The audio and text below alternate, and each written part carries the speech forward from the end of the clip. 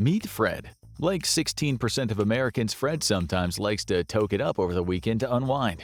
But now Fred has a problem. He's got a job interview and the company drug test is part of the deal. Looks like he's got to ditch the weed for a bit, but he's having second thoughts. Is going cold turkey on the devil's cabbage even safe? What exactly has weed been doing to his body all this time? Will staying off the grass make him healthier? And is there such a thing as weed withdrawal? Fred watched Trainspotting once and remembered that some of the horrifying effects of going cold turkey on heroin are a living nightmare. What if weed withdrawal is like that, he thinks? Let's shut that reference down real quick before Fred has a panic attack.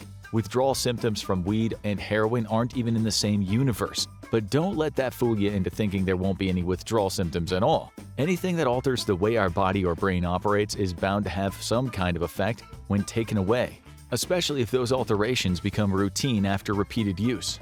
But the same exact thing can be said for the beer Fred drinks when he hits the bar, or the morning cup of coffee that he has before driving to work. Still, there's a lot of fear-mongering misinformation about weed out there, antiquated dare talking points that make it out to be a lot more dangerous and addictive than it really is. So how does weed alter your body from its default state in the first place? For people using marijuana, also known as cannabis, recreationally the most important active ingredient is THC. THC is similar to a pair of 10-year-olds hiding in a trench coat to get into an adult movie. As far as the brain is aware, it feels kind of like it's meant to be there. That's because on a molecular level, the chemical structure of THC is extremely similar to a pre-existing neurochemical called anandamide, which is involved in the brain's reward systems, in addition to a bunch of other key processes including memory, focus, coordination, and time perception. Can you tell the difference? Neither can your brain.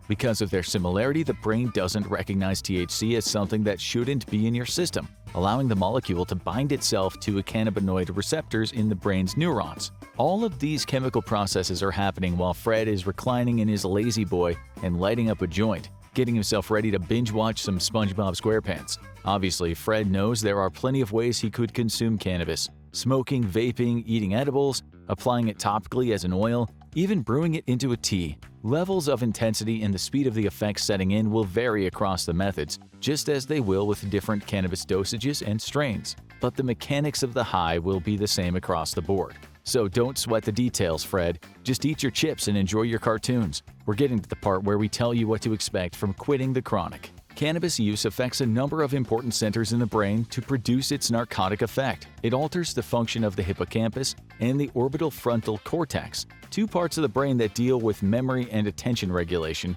among other things. It also puts a bit of a damper on the basal ganglia and the cerebellum, which regulate a bunch of important things like balance, reaction time, posture, coordination. Incidentally, this is why it's dangerous to drive after you smoked a bowl. But for the nervous, job-seeking Fred, the most important neurological effect of weed is how it influences the reward system in the brain.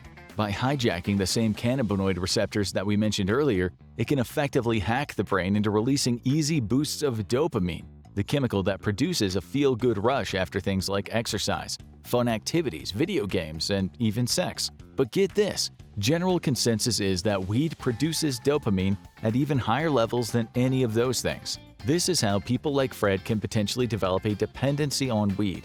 Dopamine teaches the brain to repeat certain beneficial behaviors with its feel-good chemical rewards. It's the exact same principle that casinos and crappy gotcha mobile games use to keep you coming back and spending more money. Little bursts of pleasure chemicals here and there can do wonders when it comes to locking people in a rut. And while this isn't directly relevant to Fred's career aspirations, cannabis also includes CBD, which is often sold in a variety of over-the-counter foods, drinks, or topical oils. It's essentially cannabis with the psychoactive THC removed, meaning people using it for relaxation or medical purposes aren't getting high like Fred while he's taking bong rips and watching Dude, Where's My Car for the 57th time. Cannabis can be a pretty complicated subject, folks. While the effects are generally the same across the broad cross-section of weed users, they'll vary from person to person, which can also be said for the effects of weed withdrawal. Yep, let's go there. Thanks for your patience, Fred. Before we get to the negative physical and mental effects of cutting weed out of your life, let's give Fred something to look forward to and discuss some of the beneficial changes you're likely to experience from a post-weed lifestyle. Because of the general effects of smoking marijuana on a regular basis, over time you're likely to experience a noticeable improvement in brain function as your body works the cannabis out of its system. For starters, because your hippocampus and orbital frontal cortex aren't taking a chemical kicking on the daily, you'll notice that your memory and your ability to focus start to improve. That's right, if he can ace this interview, Fred's likely to feel a lot more conscious and alert at his new job. The instructions his new boss will give him won't keep slipping his mind. He won't experience that same annoying brain fog while trying to keep his mind on the task at hand. Anyone else who's habitually partaken will probably empathize with poor Fred on this one. But the benefits Fred experiences probably won't stop there. A lot of people who quit smoking weed report feeling a renewed sense of energy and motivation. This is because weed has a depressive effect on the body, similar to alcohol. Once he's gotten over the initial hump, Fred will probably feel a spring in his step. No longer will anything but laying in bed eating Funyuns and listening to his old Arctic Monkeys albums feel like a massive drag. And given that Fred will want to make a name for himself as a go-getter at the new workplace, he needs all the energy he can get. Of course, the positive effects of quitting weed won't just stop at the neurological level for Fred.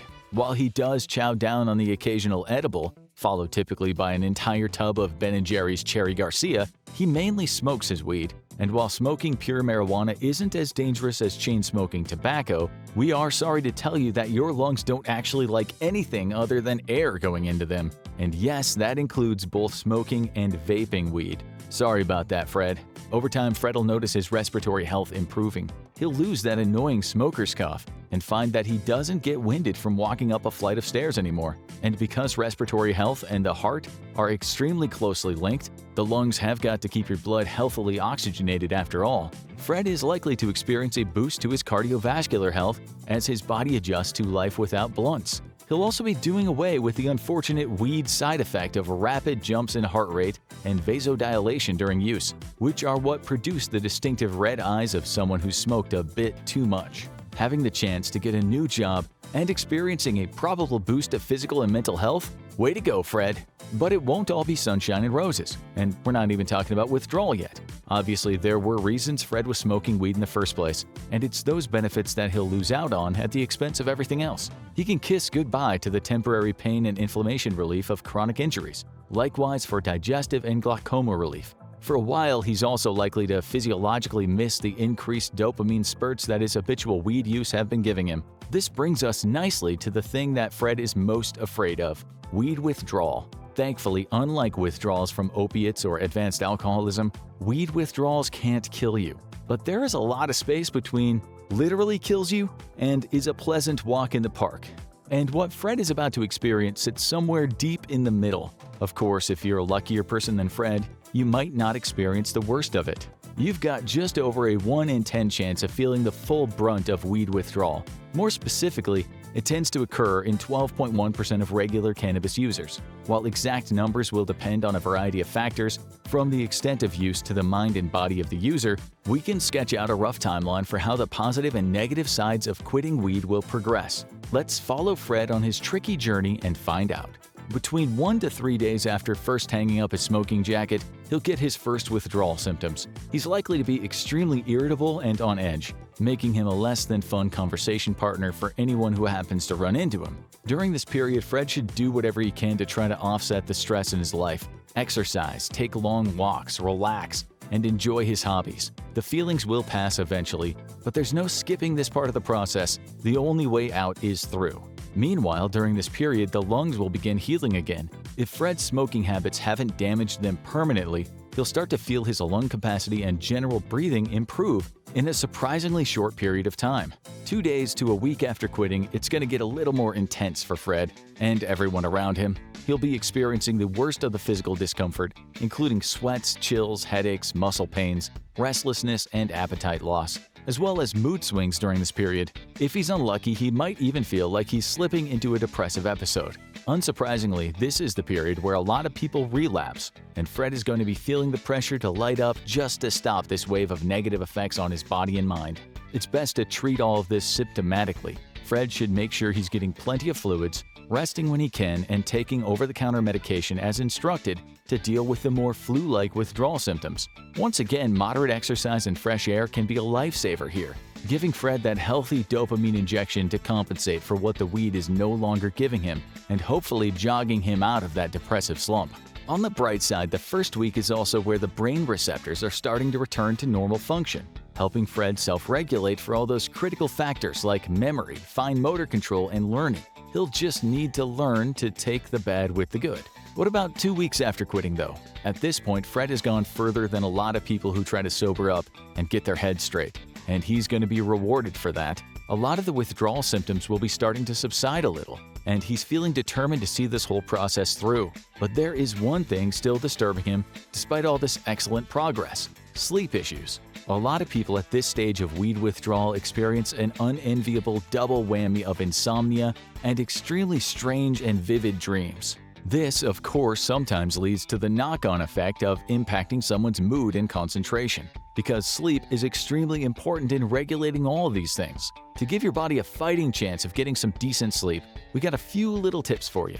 Tips that Fred's probably going to be desperate to hear right now. Once again, the value of some exercise and fresh air cannot be overstated. We are serious. We'd also recommend trying to cultivate a sleep routine. Getting up and going to bed at around the same time every day helps a lot. We also recommend avoiding your phone or computer right before bed and having a calming bedtime routine, like taking a nice bath, a warm shower, or just reading a good book.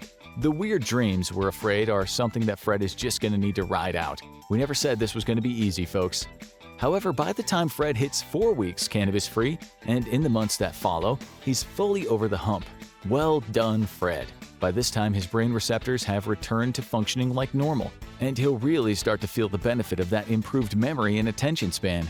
He'll also be breathing a lot easier than he was a month before. But even though the worst is long past him, he's still not fully out of the woods. Some cannabis users report sleeping trouble up to a year after quitting, and Fred will still have to fight off the cravings. But if he can stay strong in the face of temptation, he may just be out of the woods. Of course, not everyone is as lucky as Fred when it comes to smoking habits. While Fred's joints were pure cannabis, it's not uncommon for people to mix their cannabis with standard tobacco to make it go a little further, resulting in a hybrid cigarette known in cannabis culture as a spliff. But this cost-saving measure will cost you a lot more while you're trying to quit, because you're going to be experiencing both nicotine and cannabis withdrawals at the same time. Double the irritability, double the restlessness, double the inability to concentrate on anything, double the fun.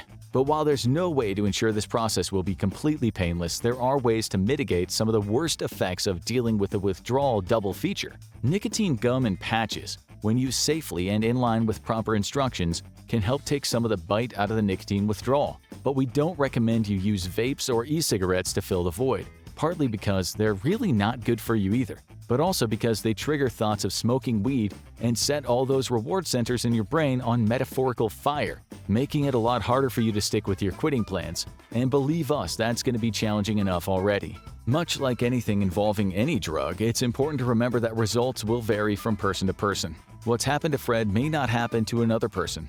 Depending on how your brain works, using weed can result in acute psychotic symptoms like paranoia, delusions, or even hallucinations. But for many, if not more people, they'll likely experience a smooth, mellow high. None of this is a one-size-fits-all situation, as it's also the case with withdrawal symptoms. It takes a couple of attempts, but you manage to spark up a lighter and hold it up steadily in front of your face to light up a joint. A familiar woody smell fills the room and drifts out of your window on the afternoon breeze. You blink, steady yourself, inhale deeply, and fill your lungs up with warmth. But what happens next? Chemically speaking, biologically speaking, what is it about this little green plant that gets millions of people around the world to flock to it? How long has humanity been consuming it? And what exactly is it doing inside your body, inside your mind? To start, let's have a look at the chemical composition of the cannabis plant itself, rolled up in a joint in your hand. Native to Central and South Asia, the cannabis plant today is so popular, it's now grown to be a global economy of its own. From small-scale rural farming operations all the way through to drug super labs, including any number of illegal weed farms somewhere in the middle. Experts believe that there are well over 700 different strains of cannabis currently on the market, and this number seems only set to increase. Being able to identify which strain of weed you have in your hand can be very easy when buying from a legal dispensary. But if you live in a country or a state where marijuana is still criminalized, being able to verify exactly what it is you're smoking becomes more difficult. Looking down at the green mossy balls in your hand, do you know where in the world it's come from and what's inside it? Let's break it down a bit, or rather, grind it down.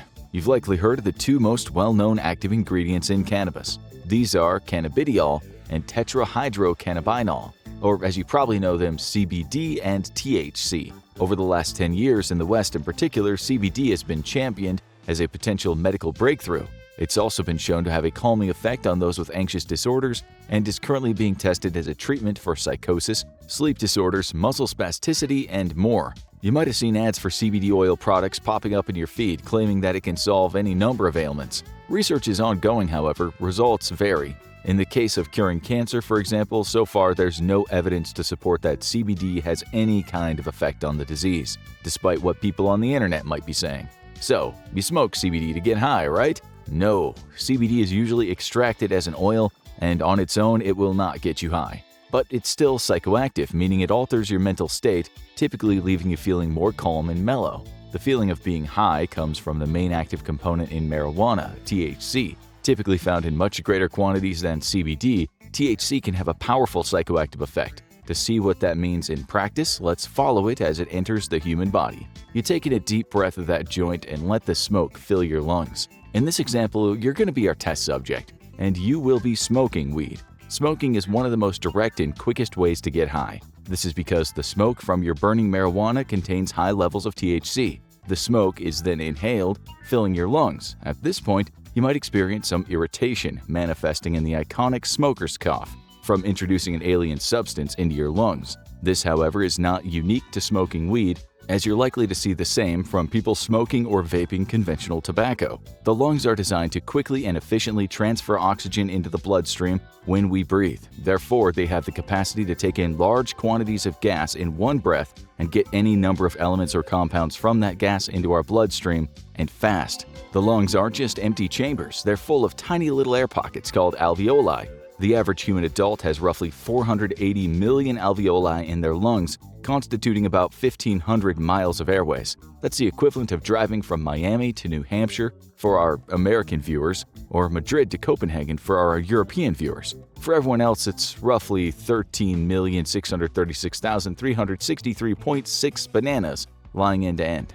Anyway, back to your lungs. In each alveolus, the THC from the smoke is transferred directly into your bloodstream, which then carries it all over your body, including to the critical area, your brain. As a result, it often only takes a matter of seconds for the user to start feeling the psychoactive effects of what they're smoking. So, let's crack your head open and see what's going on inside. Sorry, this might hurt a little. The THC and CBD bind themselves to receptors throughout your brain. The amygdala, for example, is responsible for anxiety, emotional responses, and fear. CBD dulls the activity in this part of the brain, but the THC component can stimulate it. While many users feel calmer after having smoked weed, others can feel a heightened sense of paranoia and worry, particularly on the come down as the calming effects of the CBD wear off. Looking at other parts of the brain impacted by the CBD, we have the basal ganglia, which is involved with motor control and planning, the neocortex, which processes sensory information, and the cerebellum, which is the center of motor control. All three of these areas are impacted by smoking weed, resulting in you feeling slower in general. Reflexes are delayed, information takes more time to process, and motor functions and speech slow down. Driving under the influence of marijuana can be very dangerous as a result. One study in the UK found that fatal accidents are 1.65 times more likely to occur when the subject is under the influence of marijuana, while another study in Canada found that accidents could be 2 to 4 times as likely. Most countries have strict laws for driving under the influence of weed, with zero-tolerance policies, made stricter by the fact that it can take over 48 hours for weed to stop showing up on a blood test. If they're testing your saliva, it can be up to 72 hours. Urine can be anywhere from 3 to 30 days, and it can even be tested in your hair follicles for up to 90 days. Fortunately, you won't find many traffic cops that are plucking out your arm hair for a routine traffic stop.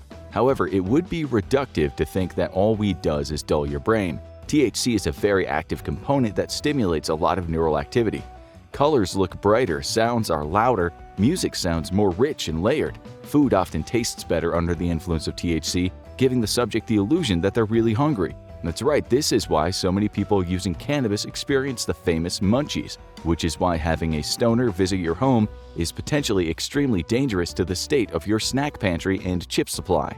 Many people report having heightened imagination, being able to think outside the box or come up with fresh and exciting ideas. Artists all throughout history have partaken in recreational drugs in an attempt to broaden their horizons, dulling a lot of the negative sensations, such as feeling pain and anxiety. coupled with the stimulation from THC, results in feelings of euphoria. In short, you, our human test subject, have gotten high. But what does this high actually look like? Here's where it gets really interesting. Let's bandage your head up and take a look. So far, we've only focused on the THC and CBD, but there are hundreds of active components within cannabis, which vary in quantity and intensity depending on which of the hundreds of strains the user is consuming. On top of that, there's the method of consumption. While smoking or vaping gets the chemicals into the bloodstream quickly, the high only lasts around 3 hours or so. Many users instead take gummies or bake brownies and cookies. When weed is absorbed through the digestive system, it takes a significantly longer time to kick in, but when it does, the user can experience highs that go on for hours, even up to a day, as the digestive system slowly releases the chemicals into the bloodstream. All of this makes studying the effects of marijuana very difficult. As with almost any study, there are the caveats of which strain is being used, how the test subject is ingesting it, and who the test subject is. The human brain is an incredibly complex thing indeed. If you took a sample of the human brain that was the size of just 1 grain of sand, that sample would contain 100,000 neurons and 1 billion synapses. Now multiply that by 860,000 and you've got a human brain, just like the one that's sitting in your head, watching this video and feeling very smug about itself. Being able to quantify and measure exactly what's happening in an organ far more advanced and complicated than the computers we're studying it on has been a challenge in medical science for decades and will likely continue to be one for a very long time. While one individual might take 1 puff and spend the rest of the day feeling anxious, their elderly grandma might smoke a whole bowl and feel nothing but zen. So, for Nana's sake, is it dangerous? Well, on the whole, consuming marijuana is relatively harmless as long as you aren't driving, controlling heavy machinery, or performing open-heart surgery. The risks of smoking the occasional joint with the right amount of weed in it are low. So, why hasn't it been legalized worldwide already? And why are there skeptics out there, including in the scientific community? As is often the case with controversial topics, a lot of the conflict comes from political and cultural differences. To tell that whole story, we need to wind all the way back to China in 2800 BC, where we find the first recorded use of marijuana in history. Even that long ago, the cannabis plant was being used for medicinal purposes. Emperor Shen Nong, considered by many to be the grandfather of medicine, recorded the plant in his writings as being particularly useful. From that point, records of cannabis spread throughout India, Syria, Greece, and Rome. Various healing properties have been ascribed to it over the years, including cures for inflammation, depression, arthritis, and even asthma. Of course, most early medicine is notoriously rather unreliable. We're looking at you, leeches and milk transfusions. But there's always been something about this little green plant that's captured the attention of doctors and pharmacologists throughout the centuries. Often there's a grain of truth to the mythology that has sprung up around the drug. In Hinduism, for example, the god Shiva is given the title of Lord of Bhang because cannabis is his favorite food. For centuries, many Hindus believed that if you were suffering from a fever, it was the god's hot breath of anger upon you. Rituals were conducted where you would be given a quantity of cannabis to consume so you would find favor with Shiva again, and your fever would pass. With modern medical science, we know that THC acts in the hypothalamus of the brain, reducing the body's temperature and therefore counteracting fevers. So, where did it all go wrong for weed's PR team? Why is it that many people in the West now include cannabis in the same conversation as crack, cocaine, and heroin, as opposed to paracetamol and penicillin? Well, medical marijuana was first introduced in the West in 1841 by William Brooke O'Shaughnessy, an Irish physician who spent years studying all kinds of different medicines in India. But the real origins of the USA's problem with marijuana began 200 years before that, in the Jamestown colony in 1605. Dissatisfied with the return on investment they were seeing, the English, and King James I in particular, demanded the colony change up the crop they produced to hemp, a plant within the cannabis family. The crop was a massive success and became the key to the early expansion of the American colonial settlements. George Washington himself famously grew hemp as one of his 3 primary crops on Mount Vernon. The plant was used to manufacture ropes and fabrics, but following William Brooke O'Shaughnessy's findings from India, Americans began to experiment with the plant's medicinal properties.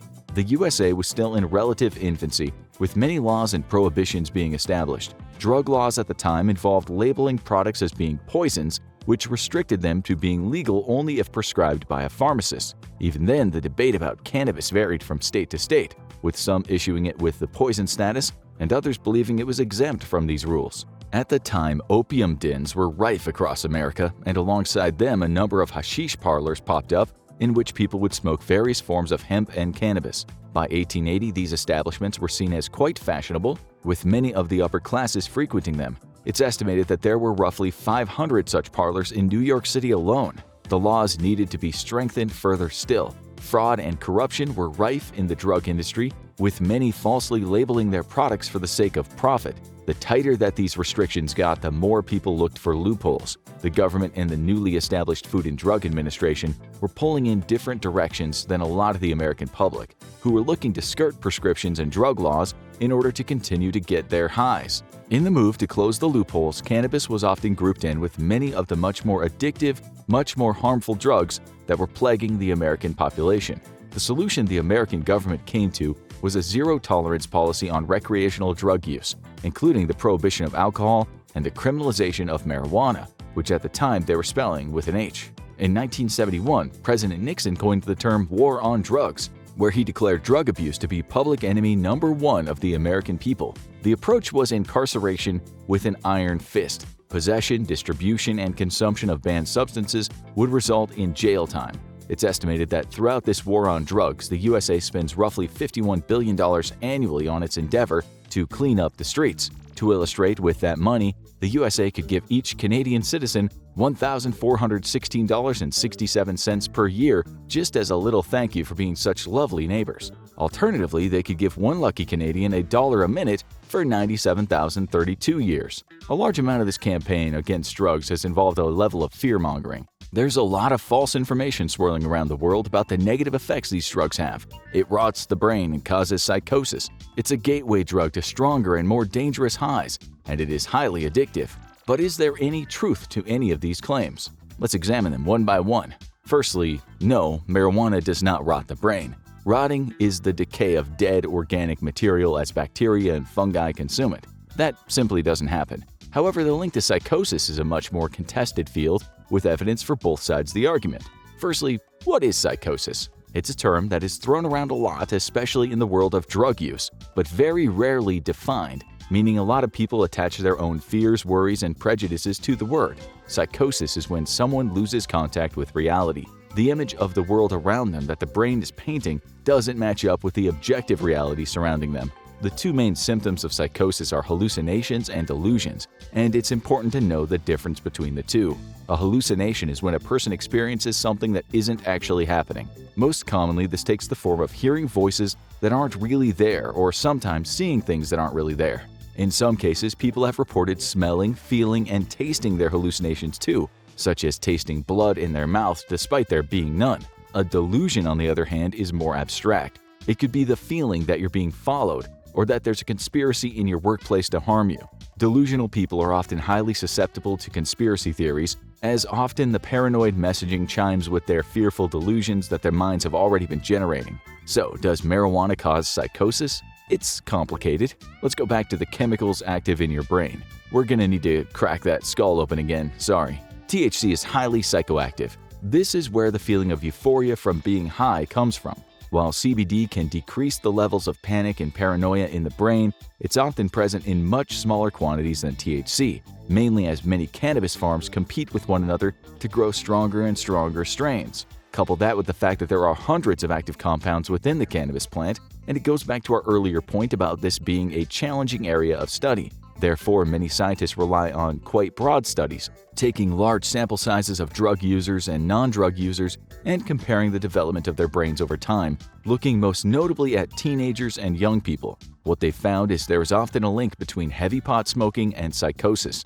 There are cases of people living with schizophrenia and bipolar disorders where the heavy use of marijuana is linked to the onset of those symptoms. What has not been proven, however, is that weed was the cause. Most scientists believe that weed can, in some cases, accelerate the development of underlying psychotic disorders. The brain is a very complex and delicate thing. If somebody has an underlying psychotic condition, then the consumption of drugs that alters their state of mind and heightens activities within certain sections of the brain can naturally lead to an exacerbation of those symptoms. Schizophrenia is believed to affect 1 in 300 people, while bipolar disorder affects 1 in 100. While these are quite small percentages, they are not insignificant. THC does carry the risk of triggering a psychotic episode if you're genetically predisposed to having a psychotic condition. The chances are very low and won't affect the majority of the population, but they are still there. Next, is it a gateway drug? The experience of a chemical buzz in the brain is a sensation that many of us try to chase in our lives. You get up and sing in a concert at your high school and you get a rush from it. You do it a second time and the high is worn off a bit. So you need a bigger crowd, and suddenly you're in a rock band on an arena tour. Chasing this type of bigger, better high is an experience we're sure many of you are familiar with. Studies have shown that in a minority of cases, the same can happen with marijuana. Usage of the drug can prime the brain, ready for more intense highs, which it then craves. This sounds bad until you realize the same thing happens with cigarettes and alcohol. Both of these demonstrate a similar connection to being a gateway drug to harder substances as marijuana. So why are those not held up to the same level of scrutiny? One thing studies have shown is that there is a much more powerful gateway drug out there: trauma. A difficult childhood, experiencing abuse, and going through acute pain and suffering are all far more likely to result in a person developing a dependence on hard substances. Weed is often a part of that journey, but in these cases it seems to be a symptom more than the cause of the problem. But is it addictive? Let's take a similar look at this question. You wake up one morning feeling tired, so you make yourself a cup of coffee. It clears away the fog, helps you focus on your job, and gives you a little endorphin rush from a good day's work. So the next day, you do the same, and the next, until one day you run out of coffee. You look in the jar and it's empty. A storm cloud gathers over your head. You go to work with a scowl, snap at your coworkers, have a headache by lunchtime, and come home feeling miserable. What's happened here? Well, the human brain is incredibly flexible. Your brain has gotten so used to the influx of caffeine each day that it's now rebalanced the chemicals inside itself to receive that caffeine boost. It's ready and it's waiting, so when the boost doesn't come, there's now a chemical imbalance. The same thing happens with weed. If you burn one down at 420, smoke weed every day, your brain's going to be sitting there at 419 rubbing its metaphorical hands together in anticipation. Coming off weed now feels hard. You have cravings for it, you feel irritated when you don't have it. You struggle to fall asleep, you lose your appetite, and you generally have a bad time. For about 2 weeks. Then you're likely back to normal. And that's because what we've described here isn't an addiction, it's dependence. It's very common and can be broken fairly quickly. Up to 30% of weed smokers experience some level of dependence, and it can be overcome by just taking an extended break and giving your brain some rest. That said, there's a small risk of long-term addiction. People under the age of 18 have brains that are still developing. They're still growing and changing and adjusting to the world around them. Smoking weed regularly at this stage in your life could lead your brain to building itself around the expectation that it'll be receiving those chemical hits every day, which may start as a dependence and could grow to be much more deeply rooted and could result in a lifelong addiction. If there's one thing you learned from this video, it's that marijuana, much like life, is complicated. There may not always be a straight answer to every question. Anyone who tells you that something is totally amazing and has no downsides will always be lying. Even ice cream has downsides. What's important is looking at the big picture. Is weed the devil's leaf that spells the end of society as we know it? No, of course not. But neither is it a miracle cure-all drug that everyone should take on a daily basis. As one of the leading causes of hospitalization for both children and adults, it makes sense that pneumonia is top of mind, especially during flu season. We know that pneumonia is dangerous, especially for elderly people and people with other health issues. But what actually is pneumonia? We've all heard about pneumonia before, but if you're not quite sure exactly what it is, you're definitely not alone. Understanding pneumonia can be tricky because it's not just one disease, but a family of diseases. There are many different types of pneumonia, and the symptoms, treatment, and outcome for each type can be dramatically different. No wonder it's hard to pin down exactly what pneumonia is. First, the name pneumonia comes from the Greek word pneumon, which means lung, and aia, which means disease. And that's exactly what pneumonia is, a disease of the lungs. During a pneumonia infection, the air sacs in the lungs, called alveoli, become inflamed and can fill with fluid or pus. This inflammation makes it hard for oxygen to make its way into the bloodstream. Pneumonia is no joke. It's a leading cause of hospitalization for both children and adults, and flu-related pneumonia was the 8th leading cause of death in the U.S. in 2016. Sadly, pneumonia is the single leading cause of death among children under 5 years old worldwide. According to the World Health Organization, in 2017, pneumonia caused 15% of all deaths in children under 5, killing more than 800,000 children that year alone. That means more than 2,200 children died of pneumonia every single day. And it's not just children who face the deadly consequences of pneumonia. More than 2.5 million people worldwide died from pneumonia in 2017. The death toll is highest in poorer countries. The 2017 death rate in Europe was around 10 deaths per 100,000 cases, while poorer countries in sub-Saharan Africa experienced a much higher death rate of 100 deaths per 100,000 cases, 10 times higher than the European death rate. Age is another huge factor in the mortality rate of pneumonia. 119 out of every 100,000 children under 5 with pneumonia will die. The death rate is even higher for older populations. 261 out of every 100,000 people over 70 who are diagnosed with pneumonia will die each year. Although these numbers have improved in recent decades, they are still incredibly high. Although many cases of pneumonia are relatively mild and the chances of recovery are high, especially in developed countries, the death rate for severe cases is staggering. Up to 30% of severe cases that require intensive treatment will result in death. On top of socioeconomic and age factors, there are other risk factors that can make some people more susceptible to pneumonia and more likely to experience severe symptoms and complications. Pre-existing health conditions, especially lung or heart issues like COPD or lung disease, can increase the severity of the infection and the risk of complications. Someone with a compromised immune system, like a cancer patient undergoing chemotherapy treatments, will have a harder time fighting off an infection that could lead to pneumonia. Just being in the hospital to be treated for another health condition can increase the risk of developing pneumonia, especially if the treatment involved the use of a ventilator. Difficulty swallowing, whether due to a past stroke, dementia, other health issues, or even intoxication, can put someone at a higher risk for pneumonia, as fluid can be inhaled into the lungs. Other lifestyle factors can also increase the risk of complications from pneumonia, including smoking, air pollution, and malnutrition. Understanding pneumonia can be complicated because there are many different types of pneumonia. One of the main ways that healthcare professionals categorize pneumonia is by how it was acquired.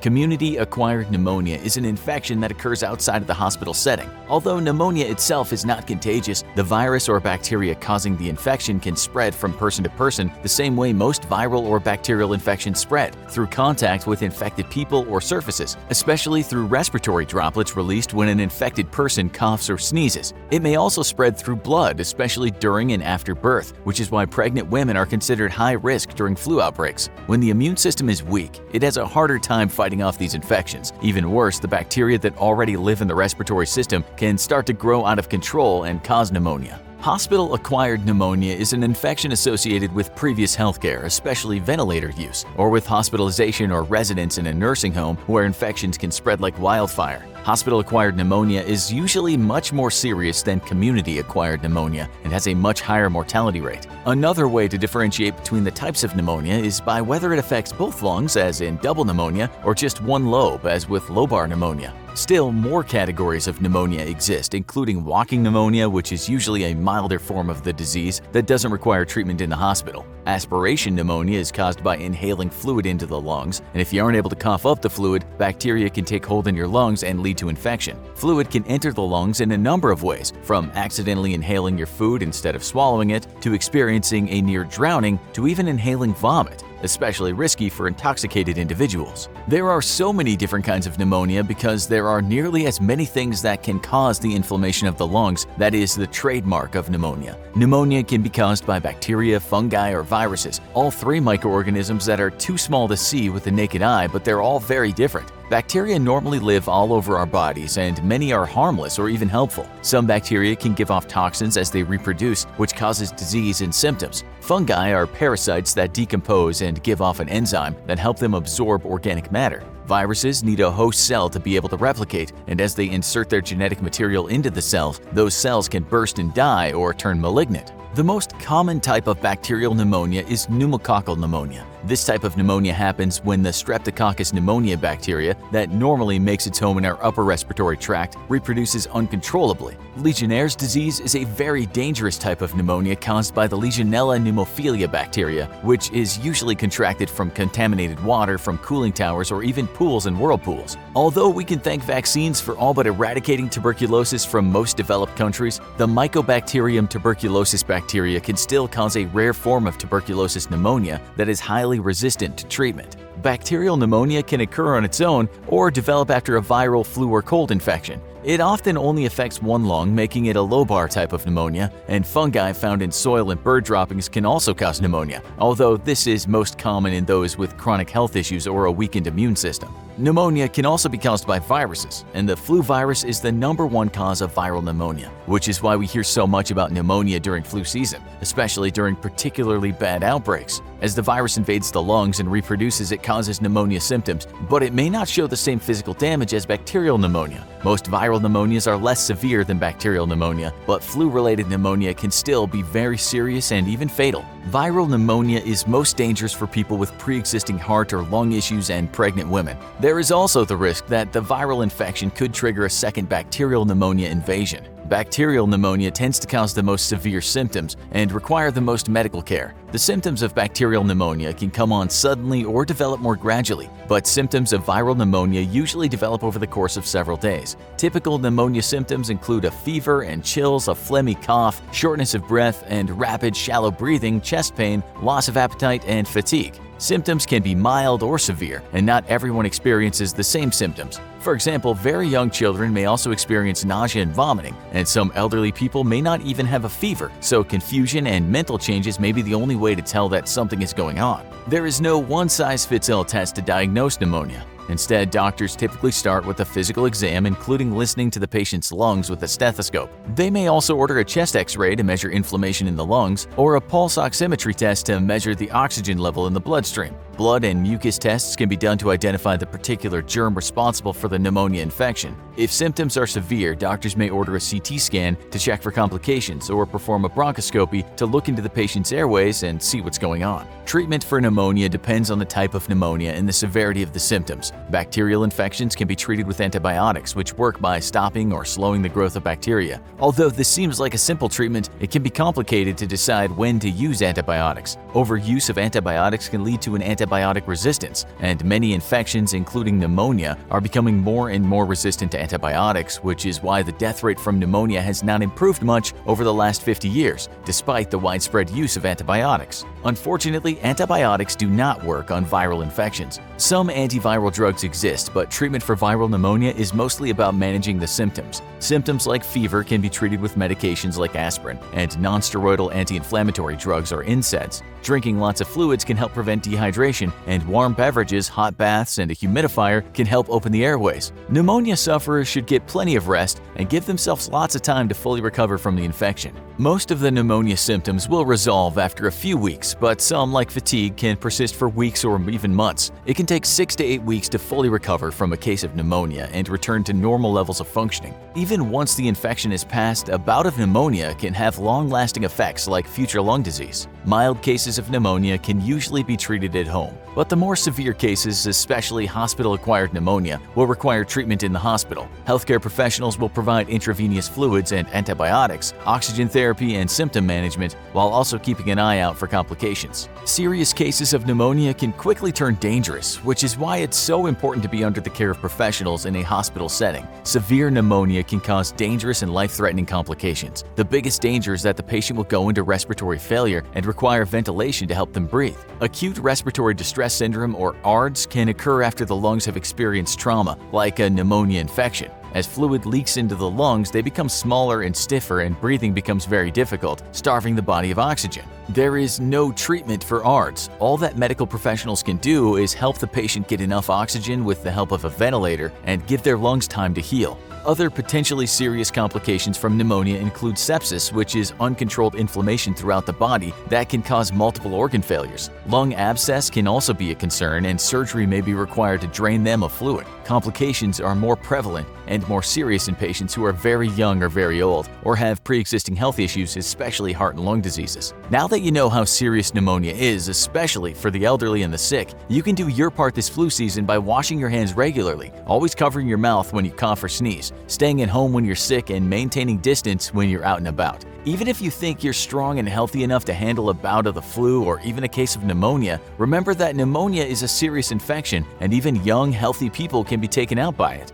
Besides, it's not just about you. The last thing you want is to be the reason someone's grandma ends up in the hospital on a ventilator. Your body is being hijacked. You're no longer in control. Microscopic entities are flooding through your systems and using your own cells against you. What is happening? How do you stop these foreign invaders? Well, it depends. Let's take a step back and ask, what is attacking you? Is the pathogen a virus or a bacteria? This single question could be the difference between life and death. There are ways to kill bacteria that would not kill a virus, and vice versa. So let's take a look at what the similarities and differences are between a virus and a bacteria. Knowing the difference could save your life. Both bacteria and viruses are microscopic, meaning they are too small to see with the naked eye, but they can enter your body through any opening. But most often they enter through the nose and mouth. Are bacteria and viruses living things? This is the first distinction between the two pathogens that we'll make. Bacteria is most certainly alive. In order to be classified as a living thing, something must have 5 traits. The traits are: it's made of cells, it grows and reproduces, it responds to stimuli in the environment, it can pass on genetic information, and it must maintain homeostasis, or an internal balance. If just one of those characteristics is missing, it is not considered a living thing. Bacteria meet all of the requirements. They're made of a single cell that divides to reproduce and maintains homeostasis as their environment changes. Bacteria are likely the most diverse kingdom of living things on the planet. There are billions of different bacteria species. Not only that, there are trillions of bacteria in your body right now. Bacteria in your body outnumber your own cells by about 10 to 1.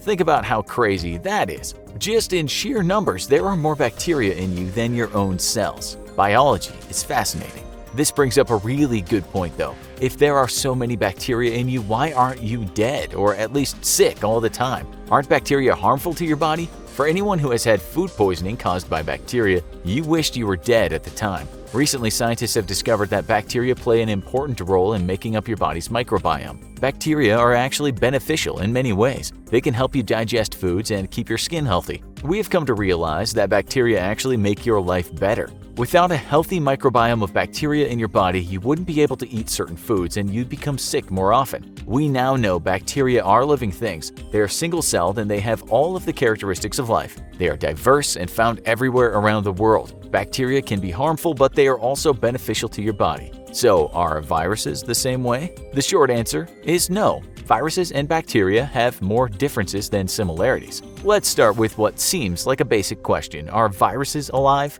Well, it's complicated. Depending on who you ask in the scientific community, you will get different answers. Viruses are in a gray area between living and non-living things. For example, they cannot reproduce without hijacking the cells of a host. This means they don't really have the characteristics of reproduction. All other living things can reproduce without taking over another organism's cells and using it for their own purposes. Living things either find a mate and reproduce, like humans, or split in two using a form of asexual reproduction, like bacteria. Viruses can't do either of these things. Another characteristic of a living thing is that they respond to their environment. Viruses, again, are in a weird gray area where they don't so much respond to their environment as change it. Viruses change the genetic code of cells to suit their needs. They can cause cells to make copies of themselves, along with protein shells that carry them to new cells to infect. Viruses are tricky both in the ways that they use our cells against us and identifying if they are a living thing or not.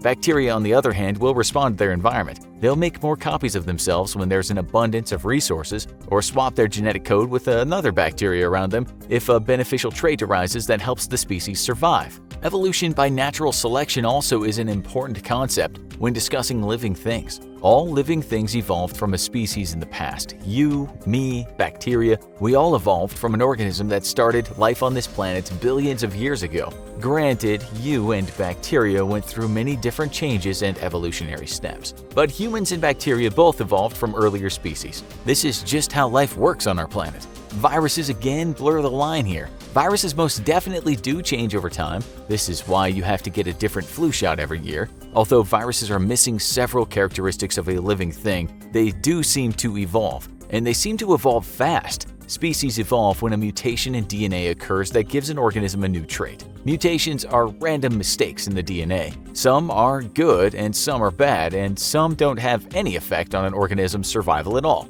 But with viruses, it would seem mutations happen so often and so rapidly that a new form of a virus can evolve almost overnight. Are bacteria living things? Yes, they are. Are viruses living things? They straddle the line between living and non-living. Us humans like to make things clear-cut and binary, either yes or no. Unfortunately, viruses don't fit into one category or another, which can scare and frustrate us. So we talked about the benefits of bacteria, but you may be wondering, do viruses give us any benefits? Or are they just little hijacking machines that make us sick? Well, one benefit of viruses is that weak or less harmful ones can help boost your immune system. If you get the common cold, it makes you a little sick. Your body may develop a resistance to a more malicious virus with a similar genetic makeup. In this case, your body would be better able to fight off the new virus thanks to the weaker virus that you got earlier in your life. But let's talk about one of the coolest benefits a virus can have for you. Let's talk about bacteriophages. A bacteriophage is a virus that kills bacteria. It targets a specific type of bacteria, infiltrates it, takes it over, and destroys it. It's pretty awesome when you think about it. Like little microscopic warfare happening inside your body. Imagine you have a harmful bacteria multiplying away inside of you. It's making you sick and causing a lot of distress. Then a virus that has been laying dormant in the mucus lining of your gastrointestinal tract awakes from its slumber. The viruses start attacking the harmful bacteria by injecting them with their genetic code and taking over. Eventually, the bacteriophages kill all the harmful bacteria and are either evacuated from your system or lie dormant again, waiting for their next victim. That is pretty cool stuff if you ask us. Bacteriophages are viruses that only kill bacteria, so they pose no threat to your cells. As of yet, we know of no bacteria that kills viruses, but there are countless different viruses that kill bacteria. There is one last aspect of viruses that make them unique and different from bacteria. And we promise that biology is fascinating, and if we haven't already delivered, we are about to. When viruses infect us and hijack our cells, they can embed small chunks of their DNA into our DNA. Although this is rare, it has been happening for millions of years. So over time, the viral DNA that snuck into the human DNA has accumulated. Your DNA right now is actually comprised of around 10% virus DNA. Think about that. 1/10 of the genetic code that makes you is actually virus DNA. Like mutations, the chunks of viral DNA in our genome were inserted randomly. Some is harmful, such as viral DNA that can cause cancer. Other pieces of viral DNA have been beneficial to us humans over our evolutionary history. There's evidence that some of the virus DNA in our genome helped the development of the human placenta. Also, if you enjoy eating cereal, bread, or any other food high in starch, you can thank viruses for providing humans with the gene that allows us to digest the complex sugar. Viral DNA is responsible for creating starch-digesting enzymes in our pancreas cells. Without virus DNA in our genome, we would all be on a starch-free diet right now. Bacteria are beneficial to humans in lots of ways, most especially in shaping our microbiome and digestion of food. However, only viruses can claim the honor of changing our DNA and influencing the course of human evolution. Have we mentioned how cool biology is yet? Now, let's talk about the differences in preventing or killing viruses and bacteria. The first and most important distinction to make when treating a pathogen is to identify if it's a virus or bacteria. This is important because only certain medicines work for certain types of pathogens. Antibiotics are used to kill bacteria. Antibiotics will only kill bacteria, hence the name anti meaning against and biotic meaning living. So antibiotics are only used to kill living things, in this case bacteria. Since viruses are complicated and don't reproduce using cellular division, antibiotics have no effect on them. It's important that you can distinguish between viruses and bacteria to make informed decisions about medication being recommended for an illness. We all know bacteria are living things. All living things are subject to the pressures of natural selection. When the environment of a bacteria changes, let's say an antibiotic is introduced, the bacteria will be killed by it. That is, unless a random mutation allows one bacteria to become resistant, and therefore able to fight off the antibiotic. If this happens, that species of bacteria will keep on multiplying and could lead to severe illness or death. Antibiotic resistance is a process that's driven by natural selection. The bacteria can literally evolve in your body to become resistant to antibiotics. This is why it's so important to take the correct dosage, for the correct amount of time, when prescribed antibiotics by your doctor. Even if you stop showing symptoms, you must complete your antibiotic regimen because if you don't, the bacteria you were trying to kill are more likely to develop resistance to that antibiotic. We see this in certain parts of the world with tuberculosis. Like we've said, living things tend to evolve over time. Otherwise, that species would go extinct. Bacteria are no exception. So if antibiotics only kill bacteria, how do we kill viruses? There are two types of medicines that doctors use. The first is antiviral medication. The drugs must be administered within a certain time frame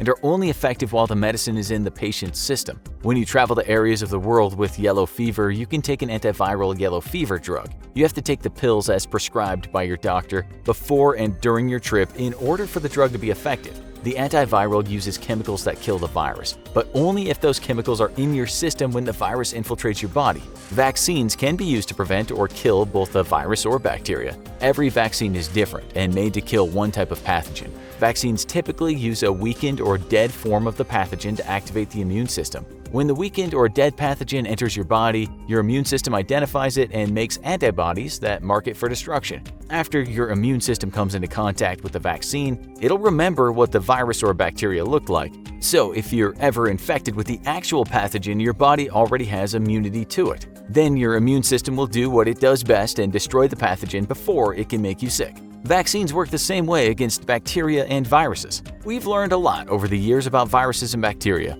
We know that they have some similarities but are also different in many ways. It is thanks to scientists and doctors that we know so much and can protect ourselves from harmful pathogens like bacteria and viruses. It's also thanks to scientists and doctors that we understand the importance bacteria and viruses can play in human evolution and health. What it comes down to is that biology is cool and scientists are awesome. And that's why when scientists and doctors recommend certain precautions to prevent a disease, we should all listen.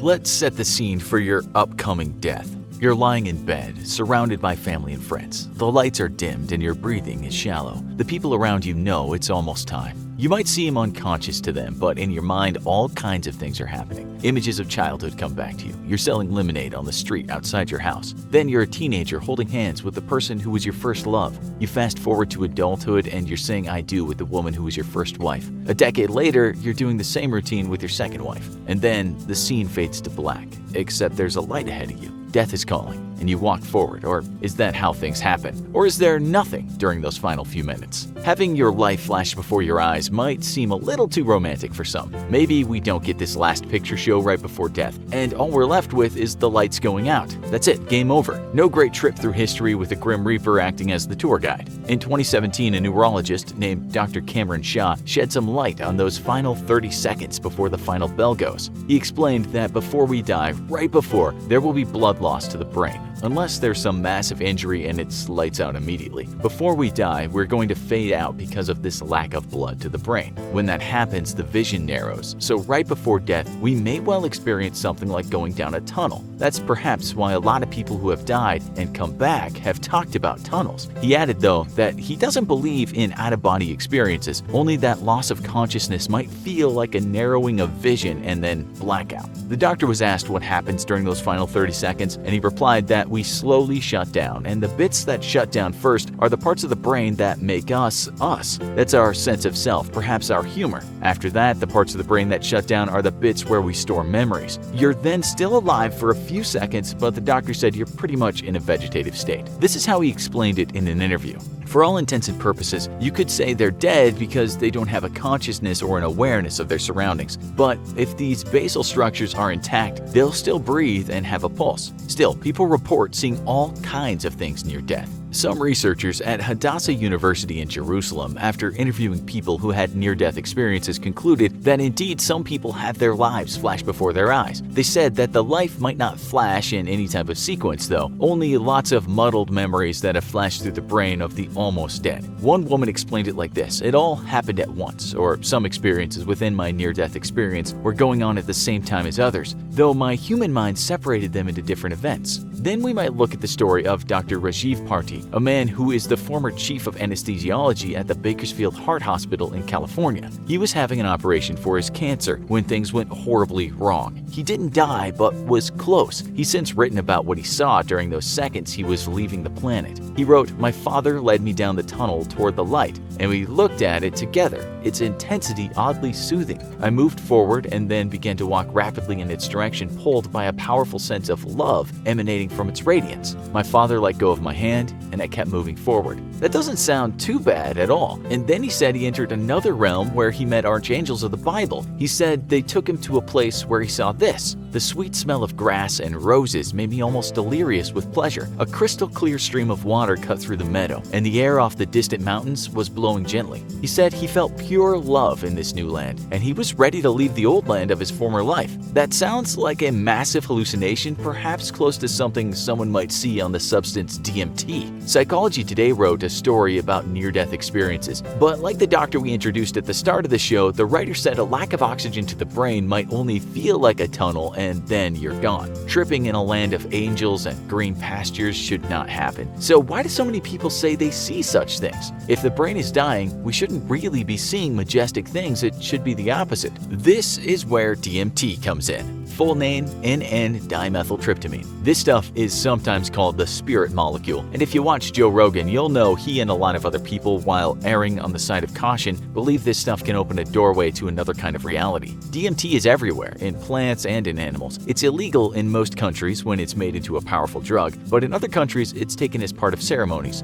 If you listen to what people say about a thick soup called ayahuasca is like, it's nothing short of unbelievable. DMT is part of that drink and sends people into another reality. If you know anything about DMT, you'll know a lot of people say we humans can produce it all on our own, with some people saying it's responsible for these great dreams we have. Others say as we die we might produce a lot of it. Indeed, scientists at the University of Michigan said the mammal brain can make its own DMT. In a now famous documentary called DMT, the Spirit Molecule, a clinical psychiatrist called Rick Strassman said upon death, DMT can be secreted by the brain's pineal gland, and we might have a mystical experience. This is all quite controversial, but it might explain angels, roses, and eternal love. A bunch of researchers at the Psychedelic Research Group at Imperial College London wanted to get to grips with such mystical experiences near death. They began a study, and people on that study all had near-death experiences. In the study, they took DMT and then were asked to compare their trip to their near-dying. It turned out there were similarities. One of the researchers concluded, "Our findings show a striking similarity between the types of experiences people are having when they take DMT and people who have reported a near-death experience." Scientists are still trying to figure this out, and while some are sure rats create DMT in their pineal gland, others are not so sure humans can do it. More research needs to be done. Another scientist who has studied near-death experiences did say, though, that the experience is often transformative. People who have taken ayahuasca or plain DMT have said the same thing. This is what he wrote about people who have had near-death experiences, and it really does sound like someone who's just come back from Peru following a 5-day ayahuasca marathon. He wrote about near-death experiences. A person's values and attitude toward life are completely transformed. People often become less materialistic and more altruistic, less self-oriented and more compassionate. They often feel a new sense of purpose, and their relationships become more authentic and intimate. They report becoming more sensitive to beauty and more appreciative of everyday things. He went on to say that a lot of people do have those mystical experiences before death, and indeed, they might be a massive hallucination. But he said DMT experiences are not nearly as transformative as near-death trips. There are a lot of skeptics out there, but some people believe that consciousness is a part of the universe at large, and not something just in us. Perhaps when we die, we feel this connection to everything else. Perhaps DMT helps us to realize this connection. The jury is still out, but it's not something we think should be laughed at. So, we might trip out before death, and if we survive, it might change us forever. We found plenty of stories online in which people said they had a wonderful experience at near death. They were so very willing to go, they said it was peaceful. Some described it as beautiful. So if you believe them, then we all have something to look forward to. Science is still in the dark about this, and while a dying brain should not give us these amazing experiences time and again, people have said that that's exactly what happened to them. We went to a Reddit thread where people talked about what happened to them during their near-death experiences. Here are a few of the replies. "To me, it felt a bit like slipping into a dream. Everything in the dream feels and looks bright and colorful. It feels like it lasts hours, but when I came back, I'd only been gone for less than 3 minutes. The subject of the dream or anything about it, I didn't remember. I knew none of it made sense, but it felt peaceful, almost uplifting. There's no excitement or struggle or really any awareness of what's going on. You just sorta kinda fade and slip away. Everything is kinda insubstantial, like it's there but not. You sort of know something's not quite right, but somehow that's not important. It felt as though I was sinking into a deep dark pool of water. Everything around me was black, and the world we live in kept getting smaller and smaller. It was like I was sinking slowly into a world of unknown. unknown. Sound began to act as though it was farther and farther away. In a strange way, I felt at peace. While some scientists say our dying brains should be slowly becoming more inactive, one scientist said this to the BBC. A lot of people thought that the brain after clinical death was inactive or hypoactive, with less activity than the waking state, and we show that that is definitely not the case. If anything, it's much more active during the dying process than ever with the waking state. But more research has shown that some people don't have those illuminating experiences, and during their near-death experience, all they got was pretty much nothing. Another doctor who was interviewed by Live Science said some people who have come back from the dead said they saw people in the room. He said they'll describe watching doctors and nurses working, and they'll describe having an awareness of full conversations, of visual things that were going on that would otherwise not be known to them. He said we still don't know exactly what goes on with consciousness as we die, but there's enough evidence out there to suggest more than fading to black might take place. So to conclude about what happens in the mind before we die, it seems a lot of people do enter another kind of realm, and some feel at peace. It seems some people do see the past, memories of their life, while others don't think about much at all. We can only ask those who have come close, of course, because the dead tend to be quite tight-lipped.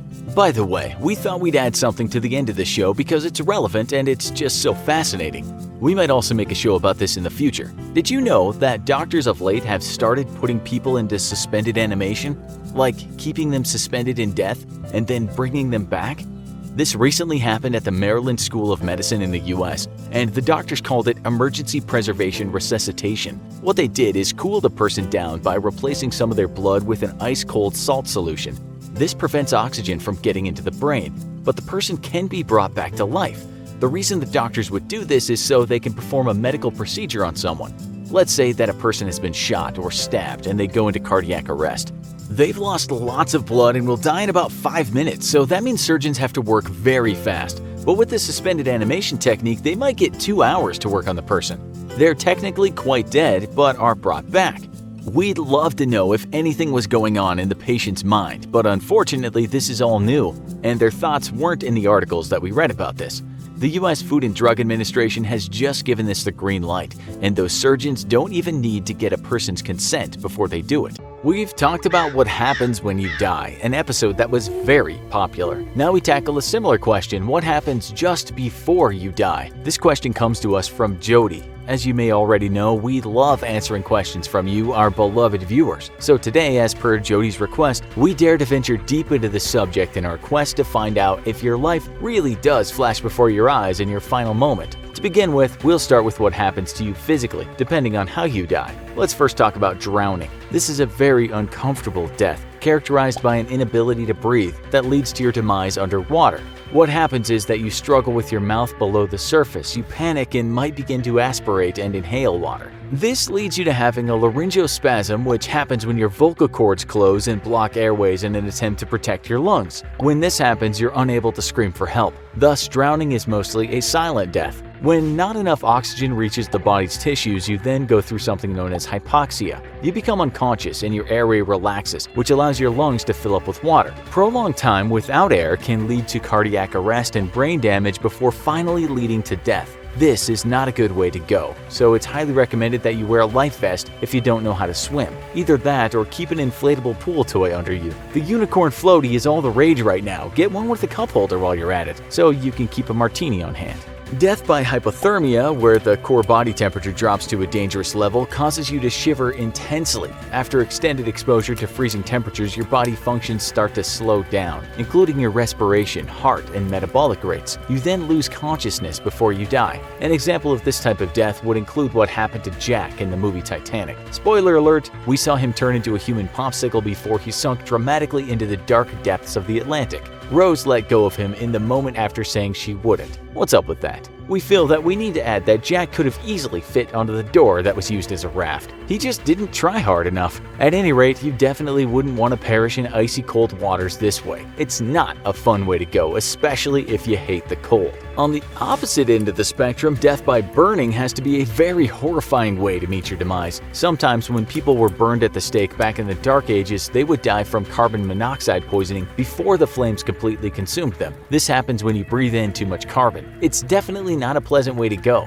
In fact, it's excruciatingly painful. Yet carbon monoxide poisoning would have been considered a merciful death in comparison to feeling a fire melt away your flesh. The human body can burn for several hours, but if you're lucky, you're already dead by the time the dermis cracks. The dermis, in case you didn't know, is the thick layer of skin under the epidermis, which is the thin layer of outer skin. Sometimes burns can cause so much damage to your nerves that you're no longer able to detect pain. More than likely, however, you've already died before you can recognize that you don't feel pain anymore. The initial agony of being burned alive can also be so intense that some people may die of primary shock, when blood pressure drops so low that vital organs can no longer function. Suffocation from the fumes and heat stroke can also result in death before the actual flames do the job. With heat stroke, your brain and other vital organs swell, which can be fatal if left untreated. Now that we've covered some of the extreme, horrific, morbid aspects of physical causes of death and what happens to the body before dying, let's explore what might happen mentally before you die. We mean aside from the obvious panic you might experience if you're aware of what's happening to you. This is a big topic because there are a lot of strange and abnormal things people claim to have happened in the moments just before death. Neurologist Dr. Cameron Shaw believes he knows exactly what happens to us 30 seconds before we meet the Grim Reaper. He's dissected a woman's brain in order to find out what was going on immediately before she died. What he found was chilling. First, he says, we lose our sense of self. This reportedly is because the brain tends to die from the top down, and blood supply is gathered from underneath. Thus, the prefrontal cortex, the part responsible for cognition, planning, personality, decision-making, and moderating social behavior, loses blood first as the brain drains. This implies that our sense of self, sense of humor, and our ability to think ahead all dissipates within the first 10 to 20 seconds out of the 30-second countdown to death. Then Dr. Shaw explains, as the wave of blood-starved brain cells spread out, our memories and language centers short out, and we're left with just a core. By this point, you have no awareness of what's happening. Not to be overly grim, but you basically shut down, go blank, fall into the dark pit of nothingness, whatever you prefer to call it. Dr. Shaw says that you do see a white light at the end of a tunnel before you die, but not necessarily because you're drifting into heaven. We hate to break it to you, but Dr. Shaw says this happens when the sudden loss of blood supply to the brain causes tunnel vision. The first thing that's noticed is a feeling of being faint, as well as the narrowing of your vision, which is followed by an ominous or peaceful darkness, depending on how you perceive it. But it all has to do with the loss of blood to your head.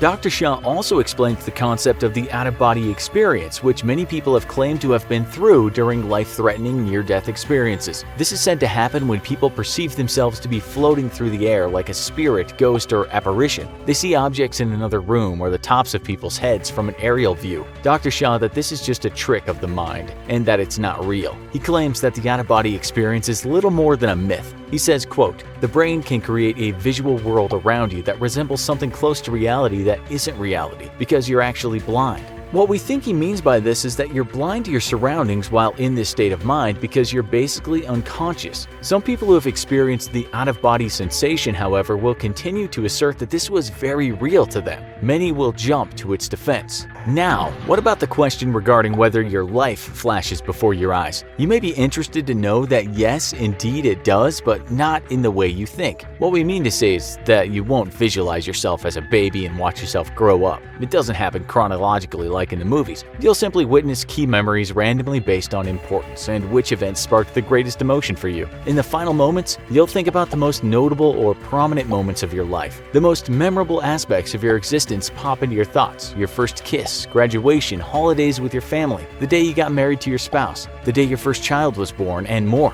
Some people who have experienced this near-death occurrence say that many memories were packed into a short period of time. Some have even gone so far as to say that it felt like centuries had passed while they were witnessing the memories of their lives play out before them like a movie across a screen. One person claimed being able to actually feel what friends and family members felt through each memory. The same person was quoted in an article in The Sun saying, "I was allowed to see part of them and feel for myself what they felt." In essence, empathy for others was said to be directly experienced during this ordeal. Perhaps this was to teach a life lesson about consideration for others. Philosophically, we can only speculate. Now, Dr. Cameron Shaw is not the first or last professional to study what happens before you die. And if you watched our video called "Did Scientists Really Find a Way to Bring the Dead Back to Life?", then you may have learned that a study on pig brains revealed that the organ can continue to function cellularly after pronounced clinically dead.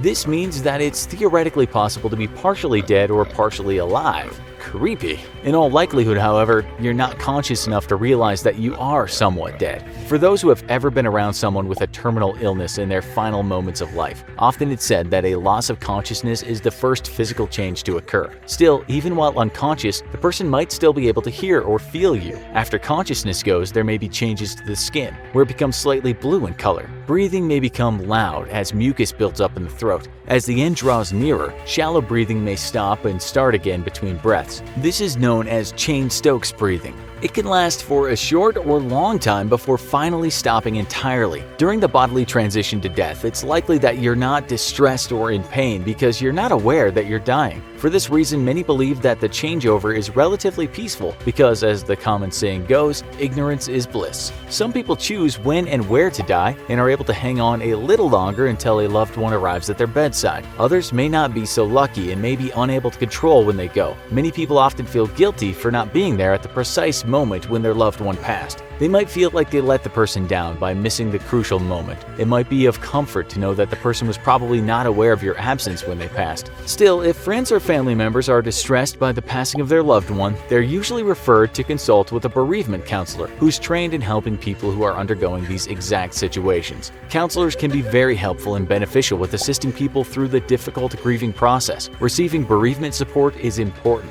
and we'd strongly recommend doing so if you've just lost someone close to you.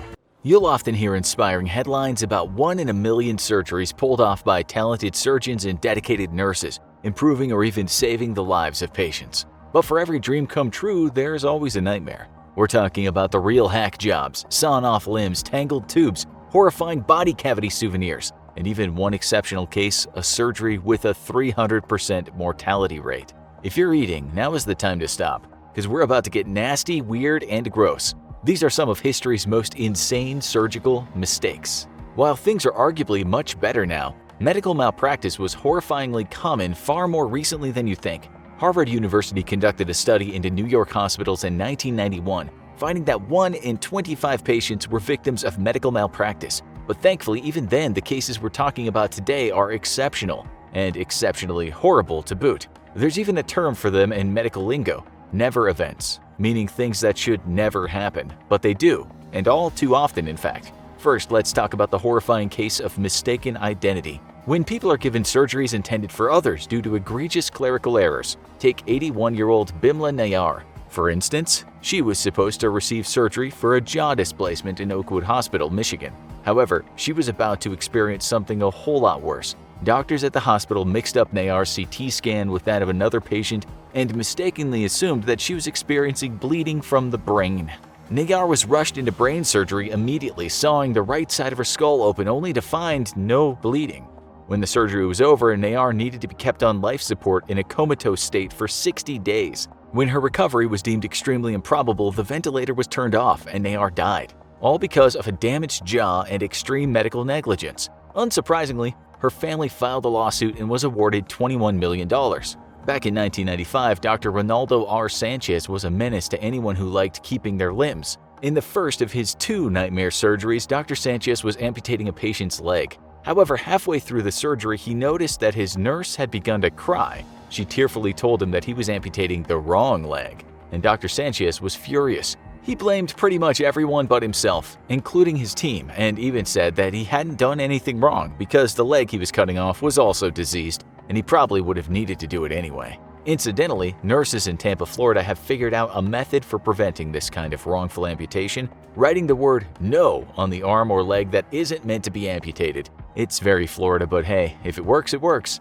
Dr. Sanchez would return to perform another feat of epic medical malpractice before finally losing his medical license. Mildred Schuler needed some infected tissue cut from her right foot in what should have been a very simple operation. But Dr. Sanchez always liked to go above and beyond. He took the entire big toe on Mildred's right foot, insisting it was necessary. The medical board insisted that it was necessary Dr. Sanchez no longer be allowed to practice shortly thereafter.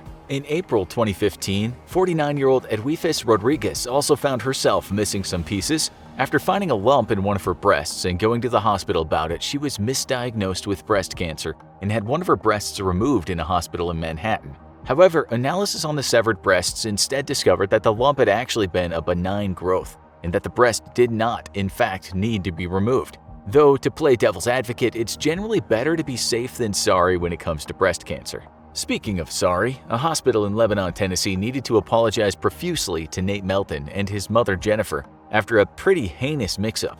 Nate Melton was literally 1 day old when he became the recipient of an unneeded frenectomy, otherwise known as a tongue clipping surgery. This procedure cuts the tissue that connects the tongue to the floor of the mouth. Nurses came to take Jennifer Melton's brand new baby away for what she thought was a standard checkup, only to find, to her horror, that the doctor was performing surgery. As you probably guessed already, he had been mixed up with another patient. Jennifer got her lawyers involved shortly after. During the 2010s, a doctor from Sheffield, UK proved to be a serial surgical bungler. In a more minor act of medical stupidity, he removed a skin tag instead of a cyst. However, in a more severe example of malpractice, he botched 2 different appendectomies. In the first, he simply removed some fat from a woman who needed the surgery, leaving her in terrible pain until the second surgery could be performed. But even that pales in comparison to a 2015 incident, where during an appendectomy he removed a woman's ovary and fallopian tube during the surgery. He said in his own defense that the organs looked very similar to an appendix due to his poor eyesight. The UK Medical Board could see a little clearer and decided to permanently ban this negligent doctor from treating patients again. We can all rest a little easier now knowing that the guy won't be handling a scalpel at work anymore. But here's the thing, while we are all probably feeling a little paranoid about an incompetent doctor sawing off the wrong limb or taking out one of our perfectly healthy organs, it's not always what these screwy surgeons take that's the problem. Sometimes the issue is what they accidentally leave behind. This may seem like a rare incident, but it's actually upsettingly common. There are several thousand instances of medical supplies being left behind in patients after surgery every year, and that's in the United States alone. Though with the cost of healthcare, you'd probably want to get some freebies with your surgery. The grand majority of the medical equipment left inside patients is medical gauze and sponges, but in the minority of cases, actual surgical tools are left behind. In one incredibly bizarre case, a man from the Czech Republic somehow had a foot-long pipe left inside his body after surgery, which then needed to be removed a month later in a subsequent surgery. In another paranoia-inducing case, Air Force Major Erica Parks had just given birth with the help of an emergency C-section. However, unlike most people who've just given birth, her stomach continued to grow. She also became severely ill and began to experience abdominal pain. She was rushed into surgery only for doctors to find the culprit. A surgical sponge from the earlier C-section had become wrapped up in her intestines, swelling and becoming infected inside her body. It took a 6-hour surgery to finally remove the sponge. It would have been easier to just not leave it in there. Even hearing about some of these cases can be cringe-inducing. A man undergoing treatment for cancer in Wisconsin somehow had a 13-inch surgical retractor left inside his body. A woman undergoing surgery for a uterine cancer had a small pair of surgical scissors left inside her body. A woman undergoing a hysterectomy once somehow even had a whole surgical glove left inside her body in the aftermath. Much like Major Parks and the surgical sponge, these cases can be incredibly dangerous as well as uncomfortable and painful because foreign objects left inside the body can massively increase risk of infection. But if you think everything you've heard before was bad, trust us, it can always get worse. What comes after will make a stolen toe or a misplaced scalpel seem like a pleasant medical experience by comparison. We're warning you, this next one is probably the most disgusting surgical mistake on this list. Put down that sandwich, or you're really gonna regret it. The story of a 31-year-old Chilean woman named Yasna Cortez Caceres hit headlines in 2018 after she signed up for a basic fallopian tube tying operation in Quilique Hospital, Central Chile. As a mother of 4 children already, Ms. Caceres wanted to put her reproduction on hold until further notice. However, the surgery was botched in a particularly horrifying manner after 2 cuts in her large intestine caused a fistula to develop. And that's as unpleasant as it sounds. A fistula is an abnormal connection forming between 2 hollow spaces in the body. In this case, there was an unnatural overlap between her intestines and her reproductive organs. The result is that Ms. Caceres was suddenly defecating through her vagina, a gross and embarrassing problem that also led to her needing to buy over $100 worth of colostomy bags every single day. The employees at Quilique Hospital did apologize profusely for their mistake here and have been providing subsequent surgeries in hopes of solving the problem. We don't actually have any details on that, so we can only hope that Ms. Caceres is satisfied with the results. Personally, we just wish we could forget about it. And finally, the most insane surgical mistake of all, the legendary surgeon with a 300% mortality rate. How is such a thing even possible, you're probably wondering? It definitely wasn't easy, but an exceptional mistake takes an exceptional surgeon, and the 19th century Scottish master of amputation, Robert Liston, was truly exceptional. You see, in the early 1800s, anesthesia wasn't all that popular in surgery, so grisly procedures like amputations were performed while the patient was still conscious. This is as horrible as it sounds. There was lots of screaming and thrashing involved, and every surgery required a team of strong assistants to hold the patient in place. Given that undergoing this kind of surgery was horrible, short surgeries began to equal successful surgeries, and Liston was famed for being the fastest amputator in the UK. He even had the cocky catchphrase, "Time me, gentlemen," before he took to sawing. He could apparently even take off a leg in 2 minutes, which for using a handsaw on a screaming, wriggling patient is pretty damn impressive. But it was his legendary off day that allows him to endure in the history of surgical weirdness. During this fateful surgery, Liston was doing his thing, sawing like a madman to remove his patient's leg as quickly as possible. However, an assistant got too close and accidentally lost a few of his fingers to Liston's masterful blade work. Earlier that same surgery, Liston accidentally cut into the clothes of an elderly surgeon supervising the expert butchery. While Liston hadn't actually cut the old surgeon, he was still covered in blood from the messy surgery and assumed that Liston had severed something important. The old man collapsed and died of a heart attack on the spot. That's fatality number 1. Fatality number 2 was the death of the assistant who lost some fingers. Apparently, the saw was less than clean, resulting in the assistant's later contracting gangrene and dying from his infected injuries. Oh, and as the cherry on top of this excessively bloody cake, the patient didn't pull through either. 3 people dead, 1 surgery. Liston managed to pull off the only surgery with a 300% mortality rate, an achievement he was probably less proud of than his impressive cutting time. So there you have it. Some of history's bloody, disgusting, and downright insane surgical mistakes. In case you're thinking of putting off your next doctor's appointment after this, don't sweat it. These cases are the exceptions rather than the rule. But hey, if you do find yourself on the receiving end of a horrifying surgical mistake, at least you might make the next video. Let's say you don't properly store and refrigerate a bologna sandwich and decide to go back to it a week later. Tastes a little funny, but you think nothing of it until later, when you're dealing with headaches, memory loss, nosebleeds, aches and pains, and even changes in moods. You've come down with a nasty case of mycotoxicosis, and you got it from ingesting mold. And yet, treating yourself to a slice of blue cheese, which is brimming with a mold known as Penicillium roqueforti, is considered perfectly safe. Classy, even. So what's with the double standard? Why can moldy cheese make you look refined and moldy bread or mold in your home make you seriously sick? And come to think of it, what even is mold? What are the different varieties? What effect can different kinds of mold have on your body? And what mold myths and misinformation are lurking out there? That's exactly what we're going to find out. First question, what is mold? It's a term that's thrown around a lot, but rarely properly explained. Typically, it's associated with filth, grime, and decay, and there's some truth to that. But unlike your typical dirt, mold is very much alive. It's a fungus, much like yeast or mushrooms. It can grow pretty much anywhere. This includes plants, wood, fabric, soil, food, drywall, floors, and ceilings. While you're probably used to encountering this pesky fungus in your home, it serves a much wider function in nature as a kind of natural recycling system. It plays a crucial role in the decay of organic matter. Without mold, we'd all be knee-deep in dead plants, animals, and people. So what does mold look like? How can you recognize it? It's important to note that if you can actually see mold, you're looking at a sizable colony of it. Mold exists on a microscopic level and grows in clusters until these clusters become large enough to be visible in the human eye. The physical size of a mold colony is referred to as its fungal biomass. Molds will appear as spots or smears in the colors black, blue, and green.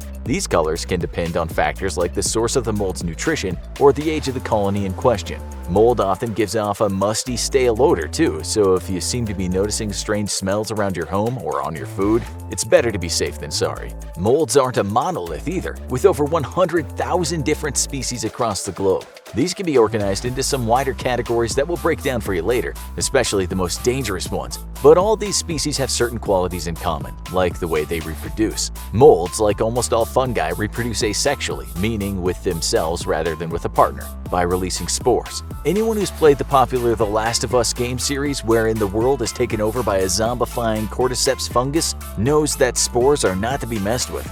These are single-cell reproductive units, invisible to the human eye, that drift through the air in hopes of landing in a new place suitable for colony growth. This is how, when left to its own devices, mold can spread fast and take over buildings, leading to horrifying results like these. If that sent a chill down your spine, you're probably wondering, what exactly are the ideal conditions for mold and how can I avoid them? We're sorry to inform you that the most basic requirements for mold growth are oxygen, moisture, and some source of nutrients, all of which are pretty much present anywhere. Temperatures between 40 and 100 degrees Fahrenheit are also known to be the sweet spot for unchecked mold growth. These rules are the same whether you're talking about mold growth on food or around the home, though of course it's a lot easier to throw out moldy food than fix a moldy home. Let's look a little closer at the factors that make your home right for a total mold takeover.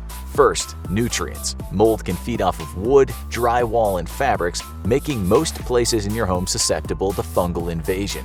Next, moisture. Here's a scary fact. Mold growth sets in 24 to 48 hours after initial water intrusion, so things can get real bad real fast. How can water intrude? Often without you even noticing it? Here are just a few examples. Condensation, such as on windows or in your bathroom after showering, leaks from damaged roofing, leaky plumbing, poor ventilation, or even high environmental humidity.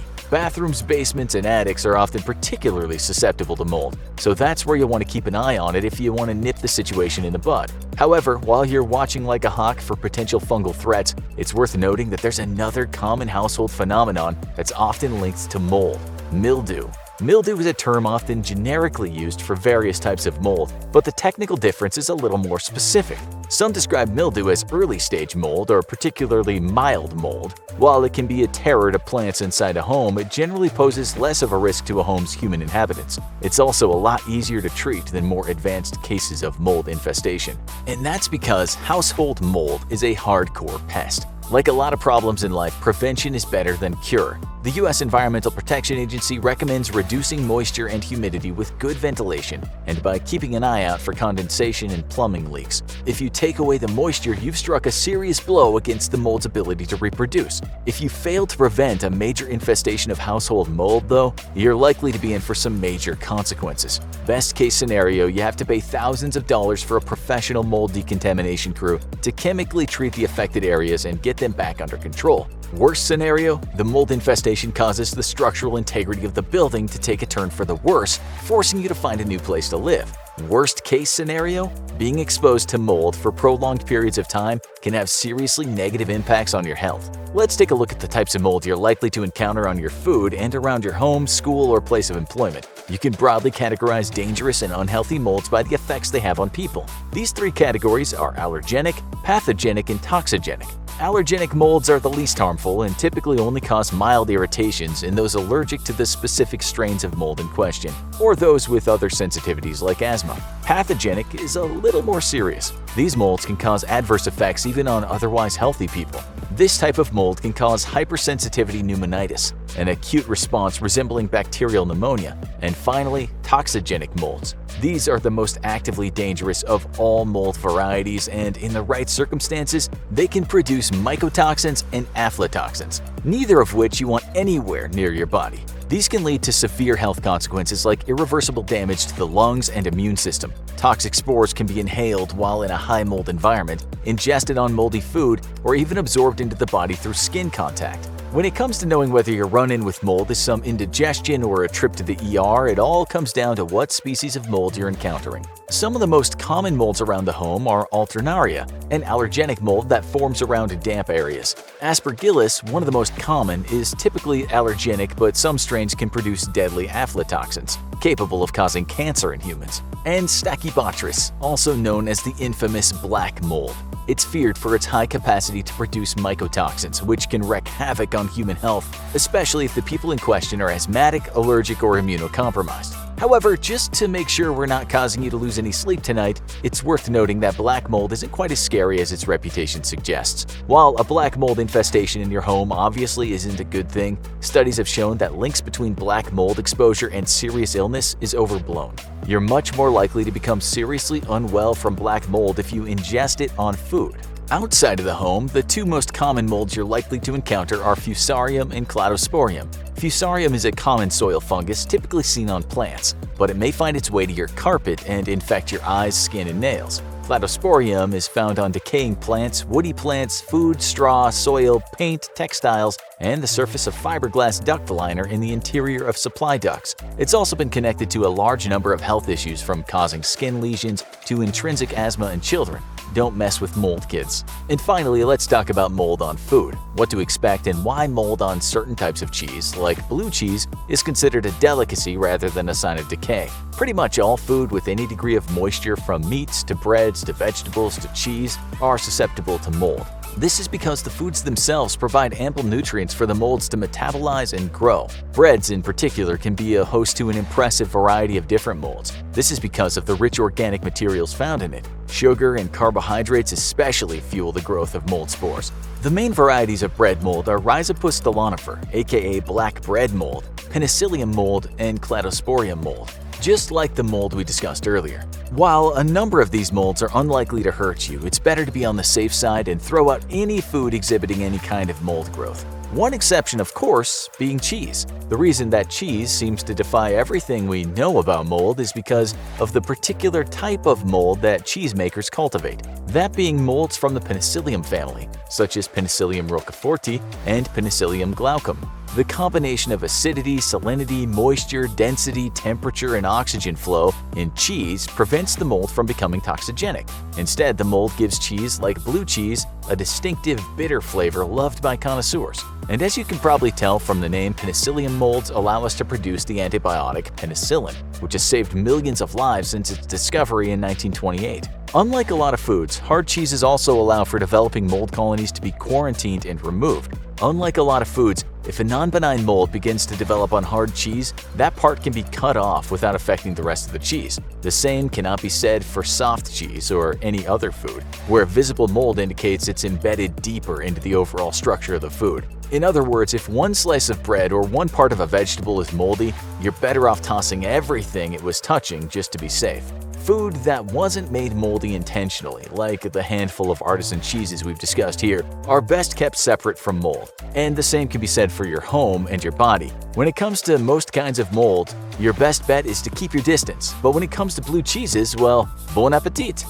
If you eat leftovers, you will die. You could, of course, also be perfectly fine and suffered no ill effects whatsoever. But unbeknownst to millions of people all over the world, last night's harmless leftover steak and potatoes can harbor secret threats. And yes, a chance that you could actually die, all because you decided to skip the rest of your main course and dive straight into dessert. But why are leftovers so potentially dangerous? And what foods are more dangerous than others? Stay tuned as we explore why and how cold potatoes can and will end your life.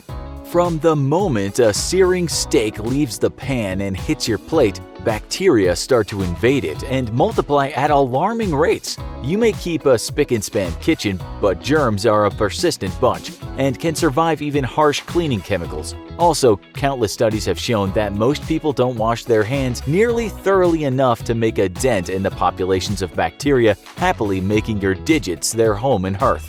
What's all that really mean, though? Well, you know that plate you hand-washed? Soap alone without appropriate friction is pretty lousy at killing off bacteria. So odds are that with the lazy 2 or 3 passes you gave it with the sponge, most of the bacteria that were feasting on your leftovers are still there. Your sponge itself, by the way, is practically bacteria nirvana. And most dish sponges are teeming with all sorts of stupidly dangerous bacteria. Every time you wipe your plate with a dirty sponge, you're less cleaning it and more simply smearing more harmful bacteria around, ensuring that they'll find their way onto your food and into your body. Then, of course, there's your filthy hands and the billions of germs they come into contact with every day on various surfaces. Be honest with yourself. When's the last time you washed your hands before eating? We thought so. Keep that in mind next time you're chowing down on a burger at a restaurant, and reach for that same sticky bottle of ketchup hundreds of people before you have manhandled before going back to pawing their burger buns. Scientists caution that you should limit the amount of time food is in the danger zone, or between 40 and 140 degrees Fahrenheit. These are the temperatures in which bacteria grow best, and every second your food spends in this danger zone is more bacteria you'll soon be ingesting. Our advice is to simply flip food straight from the red-hot pan and into your mouth to be safe. The searing burns you'll receive will destroy the bacteria that are already inside your mouth and throat, because yes, harmful bacteria even live there. See, even your own insides aren't safe.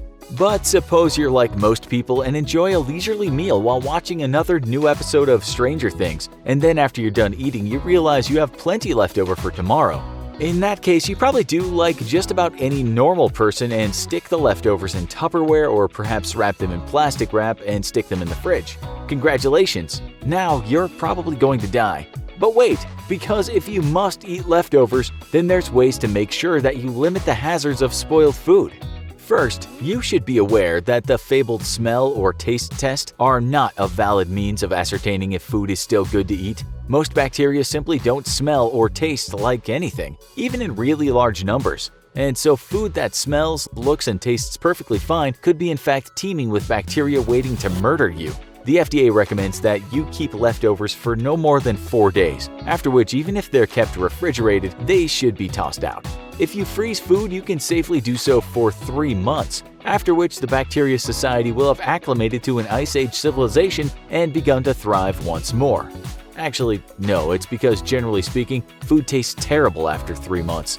Though many sources warn about the dangers of eating food frozen for too long, we're gonna call BS on that, seeing as on January 17, 1951, attendees to the Explorers Club's 47th annual dinner ate 250,000-year-old mammoth that had been frozen in permafrost. If you insist on gambling with your life and eating leftover food though, the most important thing to remember is to cook your food until it reaches an internal temperature of at least 165 degrees Fahrenheit to ensure you kill off any surviving bacteria. If cooking in a microwave, remember to turn your food regularly and even flip it to ensure that it gets cooked regularly. Slow cookers such as crockpots are very bad ideas for reheating leftovers, as they often won't heat food hot enough to actually kill bacteria. But what kinds of food should you never reheat? Aside from all of them, the following are particularly risky. Potatoes are pretty much the best vegetable in the world. It makes up the better half of burgers and fries and can be fried, baked, mashed, steamed, and seared without tasting terrible. Unfortunately, potatoes are not as friendly as they seem, and for centuries, they've been plotting their slow revenge on mankind for the way we dump their brethren into pots full of hot oil and baking ovens every day. While a normal uncooked potato is pretty harmless, once potatoes that are cooked are left to cool at room temperature, they can begin to form the bacteria which causes botulism. And this is especially true if you wrap the potato up tightly in foil so as to keep oxygen out. Botulism can be so resilient that even reheating the potato may not be enough to kill the bacteria off. Next time you decide to go out for dinner, we recommend you order the French fries, because it's us or them, and we have to eat them all before they wipe humanity out once and for all. Most people love having mushrooms on their pizza, and these people are not your friends because fungus is not a food. However, if you happen to be a filthy fungus eater, you should be aware that after cooking mushrooms and then leaving them to sit at room temperature, proteins in the mushroom can be damaged and broken down by enzymes and bacteria. This can give you a pretty upset stomach, which isn't as metal as potatoes literally breeding botulism to try and kill you before you can eat them, but still unpleasant. Chicken is great for your health, and every doctor will recommend a healthy chicken diet over consuming lots of red meat. Yet, when it comes to reheating, chicken is an absolute nightmare of bacterial overgrowth. If you do reheat chicken, you must ensure that it's evenly heated to at least 175 degrees, and it must never have been allowed to dip above 42 degrees while stored in the refrigerator. If your chicken has been stored for longer than 3 days, just forget about it and toss it. Scientists are unsure why chicken is so dangerous compared to other meats, but have agreed it's probably due to the same glitch in the matrix that causes most foods to taste like chicken because the machines have no taste buds. Chicken clearly is out to murder us, and its attempts to end mankind begin even before it's hatched out of its egg. The FDA recommends that you never leave cooked eggs out of the refrigerator for more than 2 hours, or 1 hour in hot weather. Salmonella multiplies stupidly fast in eggs and can leave you with a serious case of the Hershey squirts, or even be fatal. The 2-hour, 1-hour rule, by the way, applies to any dish with egg in it, to include quiche and even casserole. Salmonella doesn't discriminate. If a dish has so much as a hint of egg in it, it's going to jump right in and start binary fissioning all over the place. That's the asexual process of bacterial reproduction, by the way. So next time you're staying at a hotel and they have eggs on offer at the breakfast buffet, just skip on them and then call the police, because that hotel just tried to kill you. Who hasn't reheated Chinese food leftovers in their day?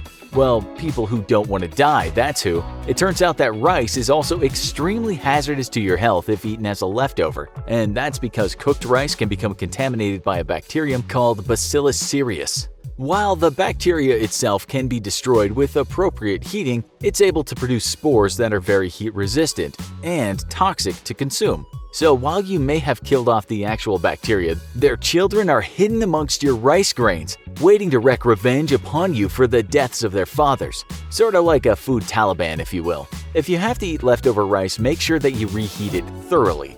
And if microwaving, that means taking it out, stirring it up, and sending it in for another round of microwave radiation. But let's be real. You know you have literally never done that before in your life, because nobody does. We just scarf down the boiling hot food at the top of our dish and try to mix it with the freezing cold food at the bottom. Ain't nobody got time for proper food reheating techniques, but you should make the time, because after you die due to food poisoning, you'll definitely not have the time.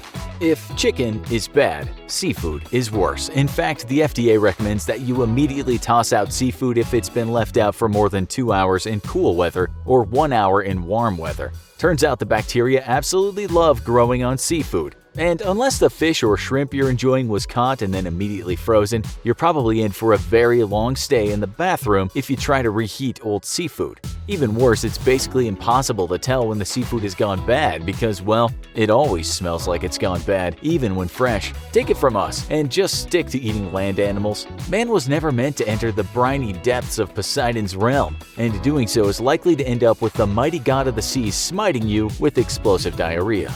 Most of the food we featured in this episode has been meats, which probably leaves plenty of you vegetarians feeling pretty self-satisfied at your lifestyle choice right now, convinced of your own immortality versus carnivores. Well, you leaf eaters should think twice, because it turns out that reheating root and leafy vegetables is potentially just as, if not more fatal than reheating old chicken. Spinach, lettuce, cress, and celery, to name a few, are vegetables rich in nitrates, which happen to be pretty good for the body. However, when you reheat one of these vegetables, the nitrates can convert into nitrosamines, and these are well-documented carcinogens. Sure, old chicken could make you spend the next day and a half on the toilet, but spinach will straight up give you cancer if you reheat it. Think you're safe because you only eat kale and sunshine? Think again. Not only does kale taste terrible, but it also is silently biding its time, waiting for you to make the mistake of reheating it as leftovers, so it can unleash deadly carcinogens into your body. It turns out that eating leftover food is a pretty terrible idea, and some everyday dishes that we never thought of as harmful can be pretty deadly even if properly reheated. After watching this episode, we wouldn't blame you if you opted to never eat leftovers again, but then again, everybody knows that day-old pizza is the best. While one takeaway from today's episode is that we should only cook or order enough food to satisfy a normal-sized appetite and not gorge ourselves on dangerous leftovers afterwards, another is that food is dangerous and constantly trying to kill us, so we should eat as much of it as possible because at this point it's either us or the food. This planet isn't big enough for both of us. Remember the last time you had a burger? Juicy, beefy, meaty, maybe flame-grilled and a little smoky, or maybe it was a turkey or salmon burger. Remember the delicious flavor exploding on your tongue? Can you trust that the meat patty you ate was actually what it purported to be though? During a series of tests done on ground meat items in the winter of 2012, the Food Safety Authority of Ireland, or FSAI, discovered the presence of equine DNA in several alleged beef products. In 27 beef burger products tested, just over 1/3, or 37%, were positive for horse DNA, and 85% were positive for pig DNA. Thankfully, in all but one product, the equine presence was at a very low level, about 0.3% horse DNA. However, the frozen beef patty product Everyday Value Beef Burgers, sold at Tesco markets and manufactured by Silvercrest Foods, a subsidiary of huge multinational food processor ABP Food Group, was found to have 29.1% equine DNA as well as pork DNA.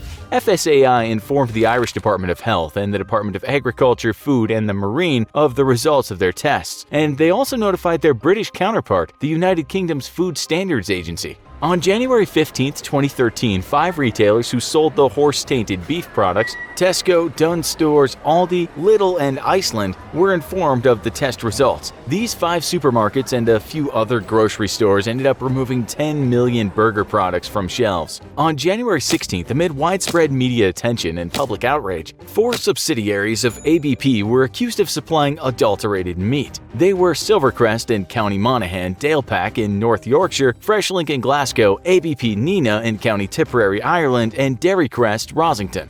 Supermarket Tesco immediately dropped Silvercrest as a frozen meat supplier but continued to use ABP as a provider of fresh meat. Over the next several days, the scandal continued to grow as the news set off a chain reaction of meat investigations and testing by several groups and governments. Burger King, for whom Silvercrest was a regular supplier, switched beef patty providers just as a precaution. Other major grocery retailers such as Sainsbury's, Asda, and the Co-op also removed some frozen meat products as a precaution, but later the products were found not to contain horse. However, Asda did its own testing and found 5% fresh horse meat in its personal brand beef bolognese sauce. The sauce was supplied by Greencore, an Irish food company. Greencore said it purchased the meat in their sauce from ABP's Nina plant. Both Greencore and ABP ran tests and couldn't find horse meat in the pasta sauce. However, Asda stood by its test results. ABP especially received a lot of criticism from the media and public. They blamed rogue meat suppliers and claimed their company had never knowingly sold horse meat. On February 7th, Findus, a food company, announced that in a sample of 18 beef lasagna products that it tested, 11 items contained between 60% and 100% horse meat. It also found that there was 60 to 100% horse meat in ground beef items. They traced the source of the tainted meat back to Coma, a third-party French frozen ready meal producer. The adulterated products had been made by Comagel's subsidiary Tavola at a factory in Capelle in Luxembourg. On February 14th, the French government suspended the license of French meat processing company À la Table de Spanghero, claiming that the company knowingly imported horse meat from Romania, relabeled it, and sold it as beef. Meat had been backtraced from France through Cyprus and the Netherlands to Romanian abattoirs. Over a 6-month period, Spanghero had shipped and sold 750 tons of adulterated meat. One of the companies they sold to was Comagel. However, Comagel wasn't blameless either. Investigators felt that due to inconsistencies in the paperwork and the smell and look of the meat when defrosted, Comagel staff should have realized that the meat was not beef. A number of other companies were also found to have a wide range of issues with their products. Nestle found 1% horse DNA in its Buitoni beef ravioli and beef tortellini, made by German subcontractor HK Schipka and sold in Italy and Spain. One of the largest private catering businesses in the UK, Sodexo, which supplies 2,300 institutions, including schools, prisons, and branches of the armed forces, had to withdraw frozen beef products after finding horse meat in a sample. In an odd twist, upon testing, Geidakoka 30% beef meat pie, which was sold in Iceland, was found to not contain any meat at all. Pertinent to finding horse and beef products was the worry that the horse meat could contain traces of the veterinary drug phenylbutazone, a common painkiller for horses. Even with above-board production of horse meat, there are regulations that horses treated with the drug cannot legally be used for human consumption.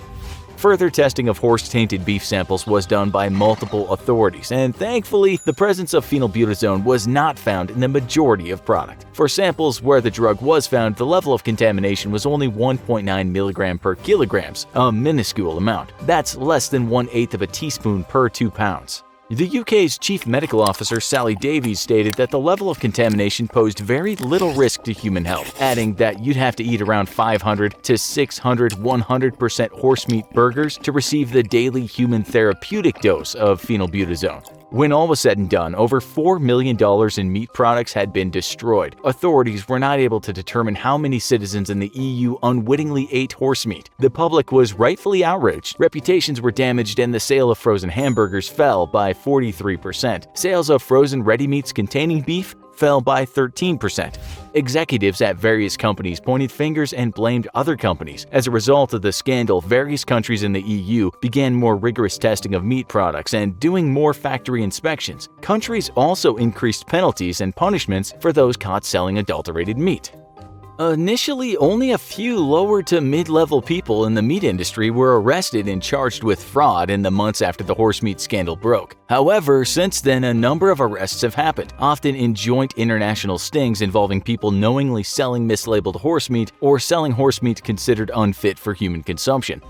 Notably, in July of 2017, the Guardia Civil, Spain's national police, in coordination with Europol, the European police agency, arrested 65 people involved in an organized ring believed to be selling horse meat unfit for human consumption throughout Europe. The arrested were charged with animal abuse, document forgery, perverting the course of justice, crimes against public health, money laundering, and being part of a criminal organization. The EU continues to struggle with creating legislation and implementation of systems that fully monitor and trace adulterated and contaminated food products.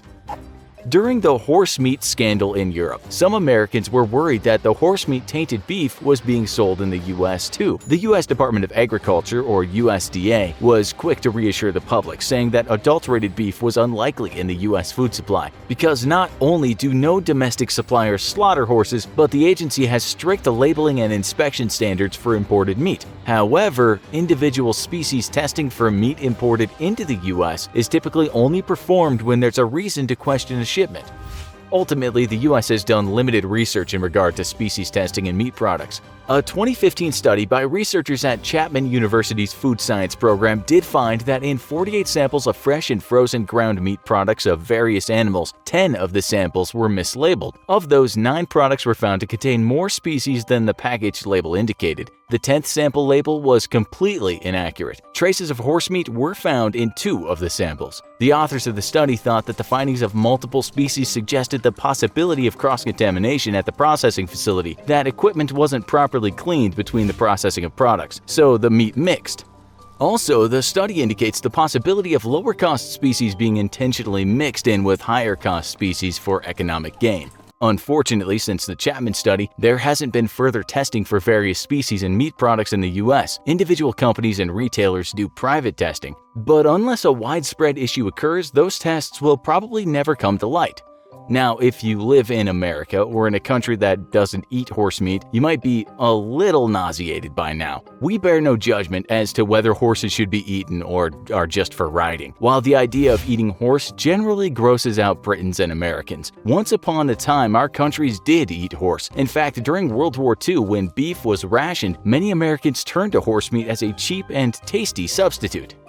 Currently, in many other countries such as Iceland, Slovenia, Belgium, Germany, Poland, and China, horse is simply another meat choice. Furthermore, horse is actually considered a delicacy in Japan, where it can be served as sashimi. But all this is besides the point. What the scandal and various studies have revealed is that multinational firms are controlling huge parts of the consumer food chain. Shady decisions made by contractors of contractors, sometimes in different countries, affect what's on your plate. Food fraud is on the rise. A 2014 report estimated that food fraud costs the global food industry $30 to $40 billion US every year. As well as adulterated products, food fraud is also mislabeling products and even obscuring where products come from. Can you as a consumer trust what your food packaging says?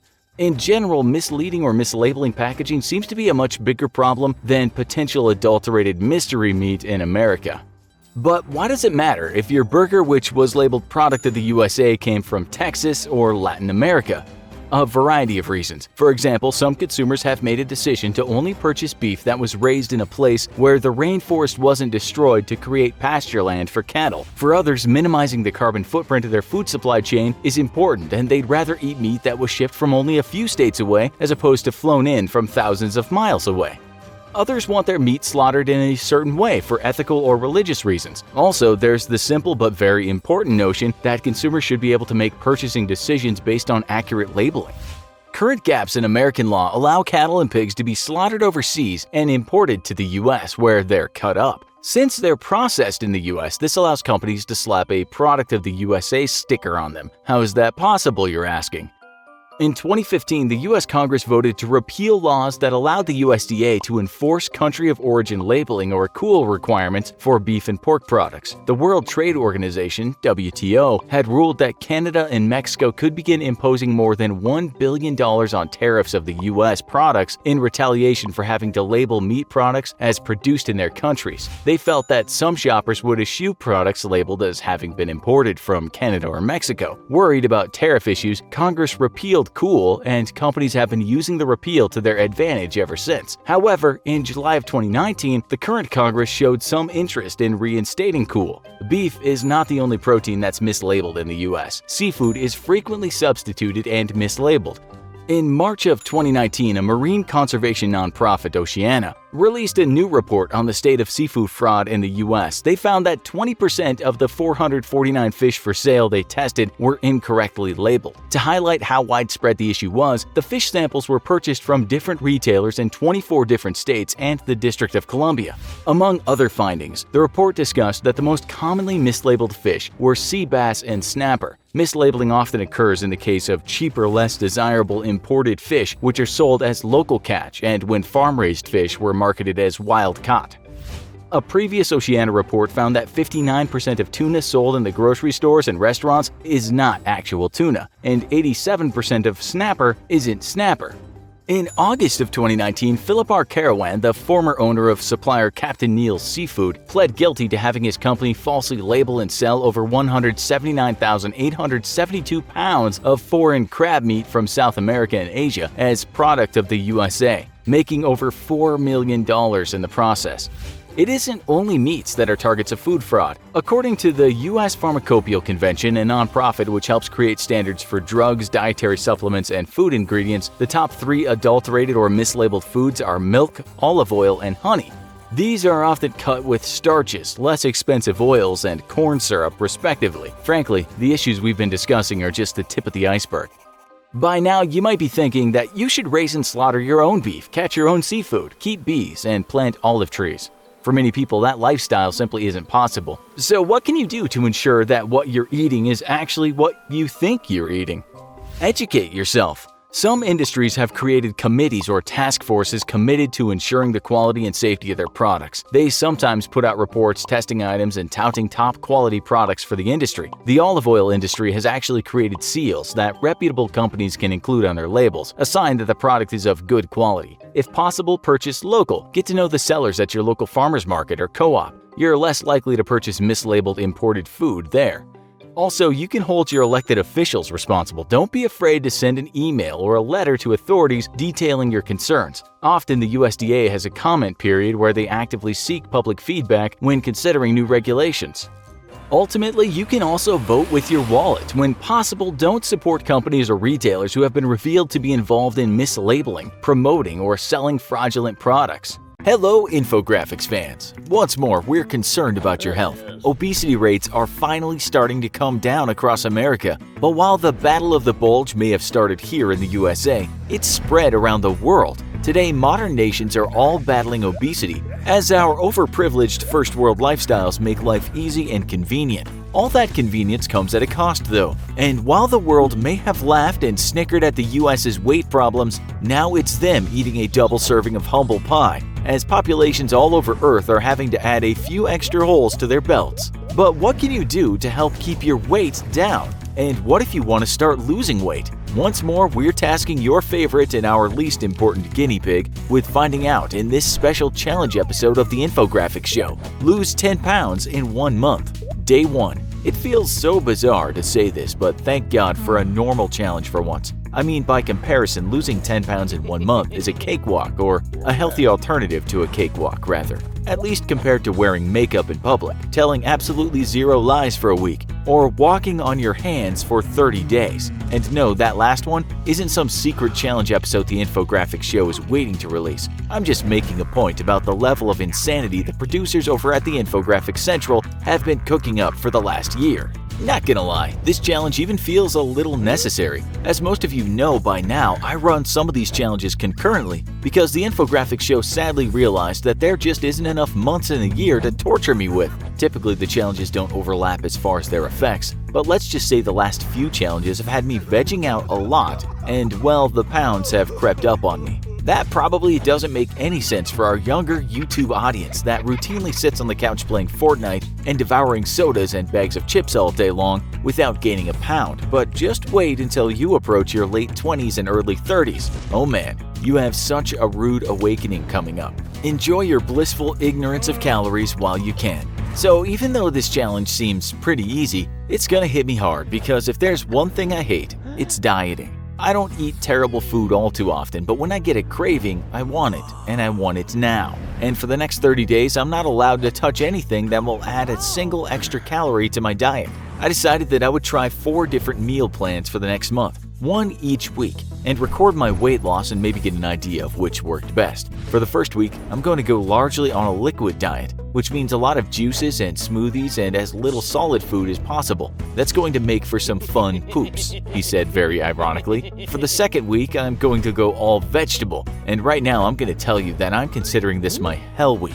It's not that I don't like vegetables, it's that they are C-SPAN level boring. For the third week, I'm going to try something a little less drastic and instead stick with fish, vegetables, and fruits, limiting the bread and pasta that I eat. And I'm a big fan of both of the latter. Finally, for the fourth week, I'm just going to let the girlfriend cook her heart out and eat whatever she makes. I can tell this challenge really excited her, and as I was making up my plans, she looked about ready to burst, practically begging me to let her take over one of the weeks. I'll be recording my weight loss, how I feel, and my thoughts about what I'm eating. Spoiler alert, I'm probably gonna hate all of it. End of week 1. This was the juice and smoothie week, and when I weighed myself tonight, I found that I lost 2.9 pounds. I've read that weight loss and dieting is more of a state of mind than a physical act, and individuals who stick to a plan where they lose 1 to 2 pounds a week tend to continue successfully dieting. I guess that's because whatever plan they're on, it's one that they can live with as opposed to something really drastic and flat out unbearable. In that regard, I guess I'm pulling slightly ahead of the curve.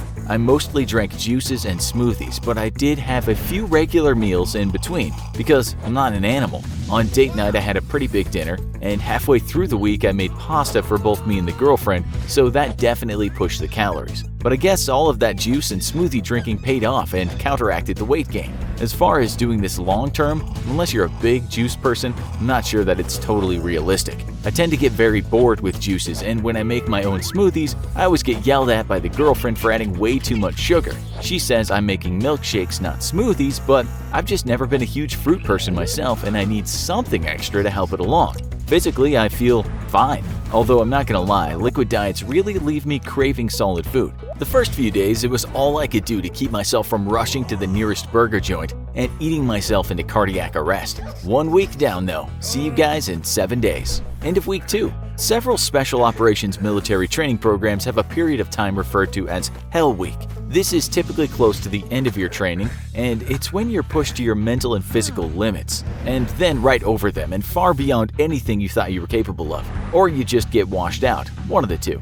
This last week was my Hell Week. Vegetables are my Everest. So for the entire week, I ate nothing but vegetables, just to see what the difference would be between the different diets. I included fruits in there as well because I'm not a total maniac, but for the most part, lunch and dinner were vegetarian. It's not that vegetables are terrible tasting, they really aren't, it's just that they're, well, vegetables. I mean, I don't know, there's something deep in my programming that says vegetables don't compute. I don't need to eat meat all the time, but my brain refuses to believe that vegetables alone are enough to satisfy hunger. I can literally fill my stomach until it's bursting, and my brain will absolutely not acknowledge the fact that hunger has been fully sated. But if I even eat just a moderate helping of pasta or something non-vegetable, then my brain is like, oh, okay, cool, yeah, that's enough to fill us up. I lost 3.5 pounds this week, but the entire week I felt physically weak and emaciated.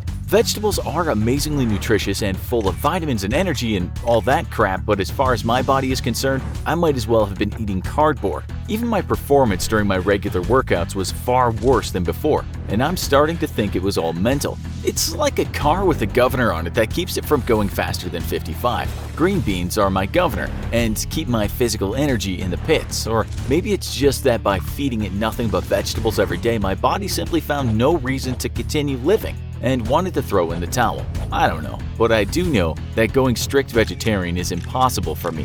2 weeks down, 2 to go. End of week 3.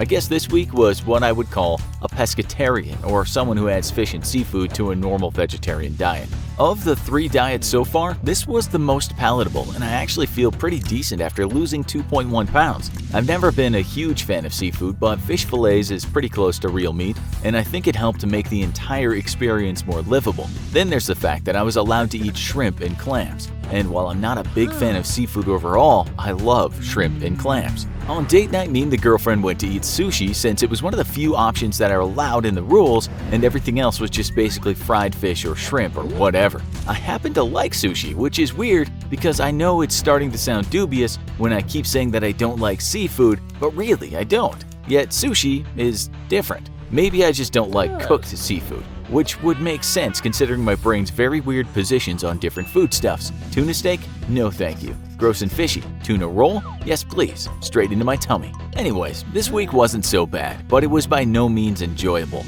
I miss desserts. And there's literally nothing that makes you want a nice big piece of cake less than after dinner fish burps. But I guess maybe that's the point. End of week 4.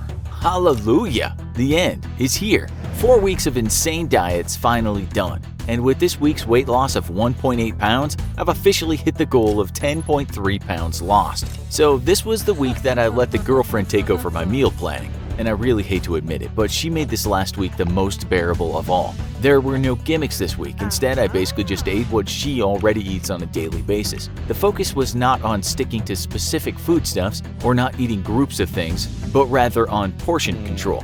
We ate pretty much the same things we would normally eat with the exception of breakfast. Typically she eats bowls of fruit and I make myself a bowl of sugary cereal or scrambled eggs. But this week she had me eating fruit one day and then a moderate portion of what I wanted the next. For lunch and dinner we stayed away from red meat and ate a lot of chicken and pork. But the difference is we focused on smaller, more appropriately sized portions. I even got desserts. Within reason, of course, and all of them were low-fat or sugar-free, which is fine because after weeks of hell, even sugar-free ice cream tastes delicious to me. My mood was pretty good the whole week, probably better than it's been all month to be honest, because I wasn't forced on some gimmicky diet that was making me miserable. Instead, I got to eat things I legitimately enjoy, even if the portions weren't quite as satisfying as I wish they would have been. I think that's the hardest part about portion control, having the self-control to limit yourself to only eat what you should instead of stuffing your face until you burst. My weight loss this week was the least of all weeks, but I feel like it was the healthiest and it was definitely the most satisfying. Realistically speaking, I could see myself doing this successfully for weeks at a time, but eating nothing but fish or vegetables or juices is all but impossible. It might not have gotten the biggest results, but it was definitely the diet most likely to stick, and it left me feeling the best afterwards. For anyone following at home, I highly recommend portion control and, of course, exercise. You're just not going to lose much weight on dieting alone, and I wouldn't have hit my goals without it. Now, if you'll excuse me, I'm going to physically dive into a man-sized chocolate lava cake to celebrate the loss of 10 pounds I'm about to immediately put back on. So you let things get out of control. The pounds seemed to pile on, and it was as if you weren't noticing the changes in your body. Then one day you looked in the mirror and thought, wow, I have really let myself go.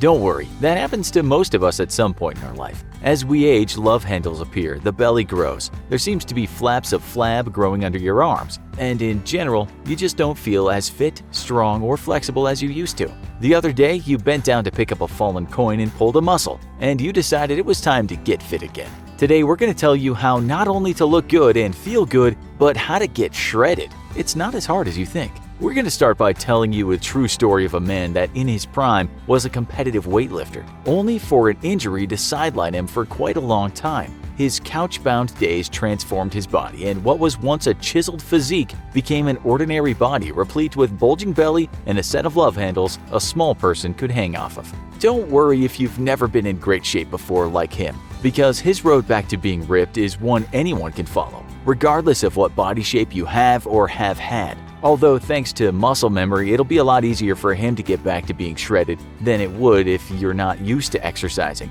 It's all basic stuff and you don't need to be an expert to do it, nor spend a ton of money. What you will have to do is make a plan and stick to it. We're asking you to commit maybe 30 minutes to an hour a day and make some other small changes. The transformation will be noticeable in a short period of time and the payoff will change your life. So first of all, you need to lose some weight. You know this because bending down to tie your shoes is an effort and well, the mirror doesn't lie, nor does your doctor. You might be strong, but it might not be noticeable on the outside. You want to look strong and you also want flexibility back. It's a cliche these days, but it's true. To lose weight, you can't just rely on exercise alone. Many studies have shown that Americans in general are exercising more, but many people are still overweight. Diet is important, and that's an understatement. The U.S. Centers for Disease Control and Prevention released a report in 2018, and this was their conclusion. Americans are exercising more, but the obesity rate is growing. The first thing you can do might sound extreme, but it's not that extreme. This is what the former weightlifter did.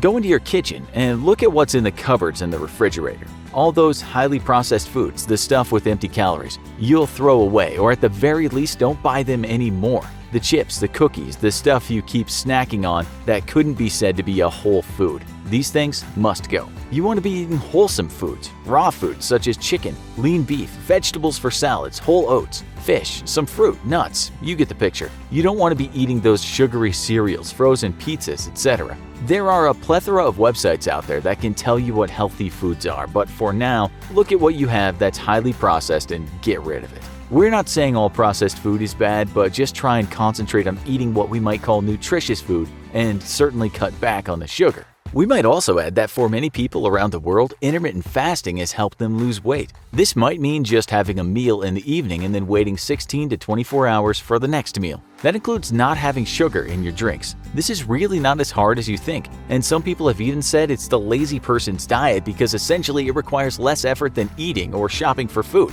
It might also save you some money.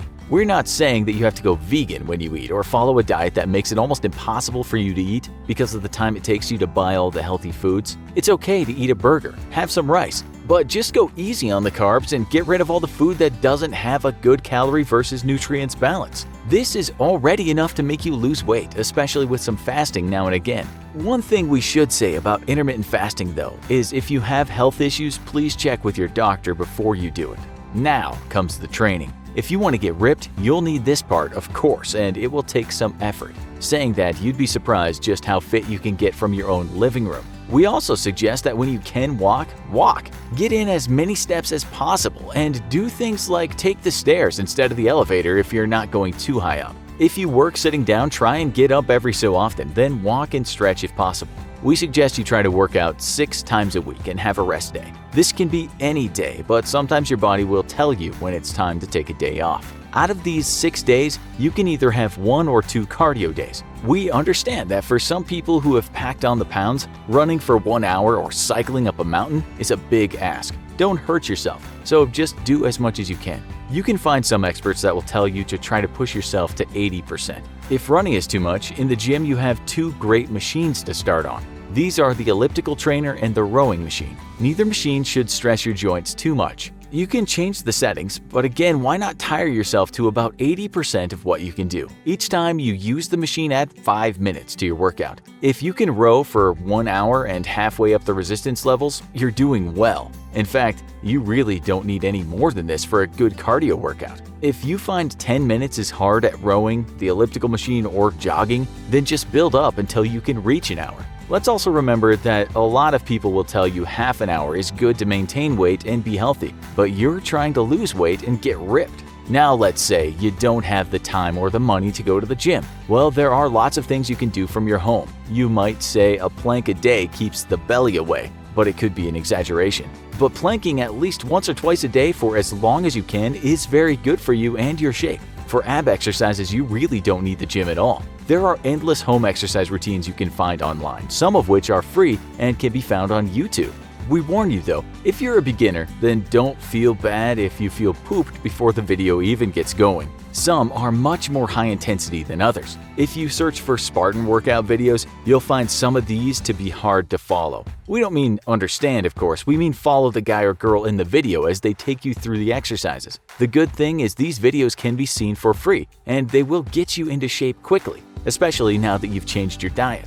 You might also invest in two things. These are kettlebells and dumbbells. The dumbbell we have known for a long time, and we know what to do with these. Whether to do bicep curls, work the triceps, back, chest, or various parts of the shoulders. But kettlebells, these things are amazing. And fortunately, there are hundreds of possibly thousands of exercises and videos online showing you how these things can make you very strong. All the exercises can be done at home. Follow these exercises and you will burn fat, build muscle, and increase fitness. What about your chest? Well, again, just search to find out how to build your chest up from the comfort of your own home, and you'll find scores of articles and videos. The same goes for back exercises. There are many exercises you can do that require no weights. And then with those kettlebells and dumbbells, there are many more exercises you can do. As with the chest, there are just too many exercises you can do for your back at home for us to mention them all. Google will take you there, and you'll find pictures and videos that will help you get it right. We suggest if you follow the high-intensity workout videos, then you follow their 5 or 6 day plan.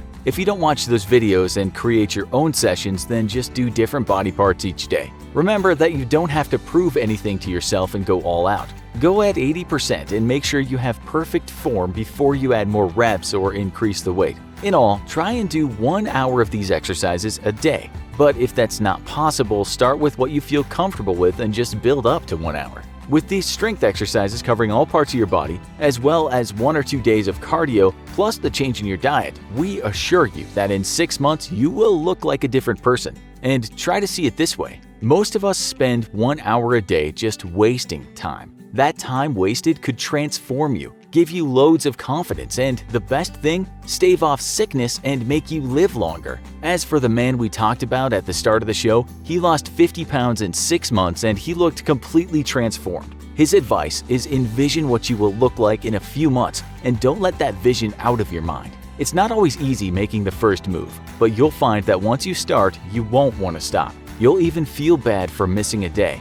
Don't worry, everyone gets sidetracked at times, but when you do get going, you'll not only feel better physically, but you'll have more mental clarity. Exercise is as good for the mind as it is for the body. You'll notice a big difference in your overall wellness, and ask yourself this: is 1 hour a day of making yourself a bit tired worth the effort if you look better and feel better and are much healthier in general? I was in agony. Absolute, total agony. Around me were hundreds if not thousands of people, all of us intent on being some of the first people to take a ride on Hagrid's Magical Creatures motorbike adventure at Universal's Islands of Adventure theme park. I'd seen the sneak preview video, and it looked amazing, like no other ride I'd ever seen. There was no way I was going to drop out of that queue, but the pain, oh my god, the pain. I felt as if I was holding on to a rising balloon, and if I just held on a little longer, I could make it, but if my grip failed me, I would fall and die. Well, that's just a metaphor, but in reality, I really was on the verge of death. Let me explain.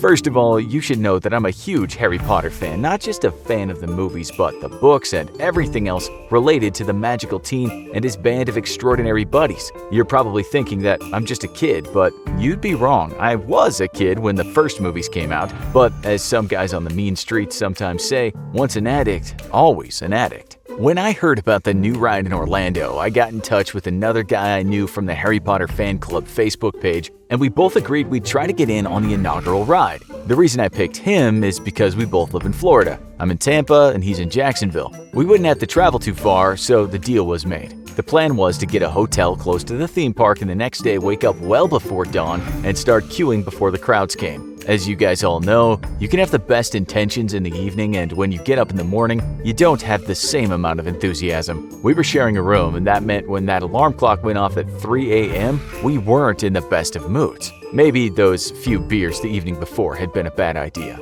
Fortunately, the hotel had a 24-hour cafe, so I sank 2 double espressos followed by a bottle of water, followed by a mocha frappuccino to go. My friend wasn't into coffee. He said it gave him anxiety, but I can tell you this, soon after I downed those espressos, I was good to go. Since I knew we'd be standing in line for maybe a couple of hours, we bought some stuff from the convenience store and put the food, water, and soft drinks in our backpacks. What was surprising was the fact that when we got to the park around 5 a.m., there was already a stream of people lined up at the entrance to the park, all of them there for Hagrid's Magical Creatures motorbike adventure. No kidding, we even met a guy who'd come all the way from England. The dude was dressed in a wizard's cape and written on it were the words potty for Potter. He had to explain to me that potty can mean crazy in the UK. The guy was kinda condescending about having to explain that to me, but I paid it no mind. The guy was potty. There was no doubt about that. Flying over the Atlantic for a theme park ride, he told me he'd read in the media that the experience was one of a kind, and the park had spent $300 million on it.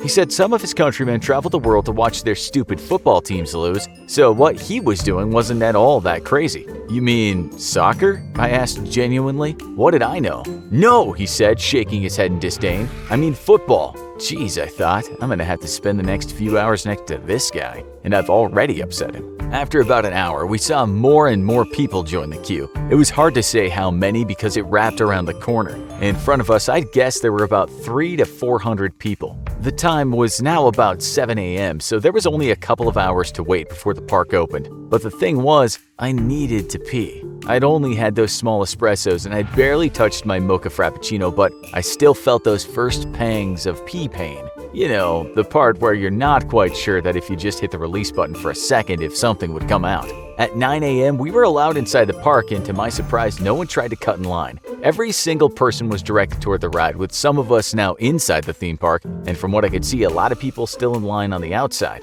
That made me feel quite proud that we made the decision to wake up so early. The sun was now out, and I was in a bit of a predicament. I still needed that pee. Well, I needed it more, but I was also thirsty. Those beers the night before really had been a bad idea. I decided I'd just take a sip of some Coca-Cola rather than glug down the water. I'd later find out that that decision was a bad one because sweet soft drinks, like the coffees I drank, are what you'd call diuretics. What are they, you might wonder? Well, the answer is they promote something called diuresis. Okay, so you're still in the dark about this? The simple answer is they make you pee. Pee more than, say, water. Caffeine is the king of diuretics, and I just had coffee and Coke. I was really holding that pee in at around the 10 a.m. mark, about 5 hours into our queuing. There were some helpful distractions, such as videos playing with some amusing words from Hagrid, or pictures of the ride itself, and the pretty amazing forbidden forest that had been created. But still, I was now in pretty serious pain. At around the 6-hour point, I was standing cross-legged and slightly bent over.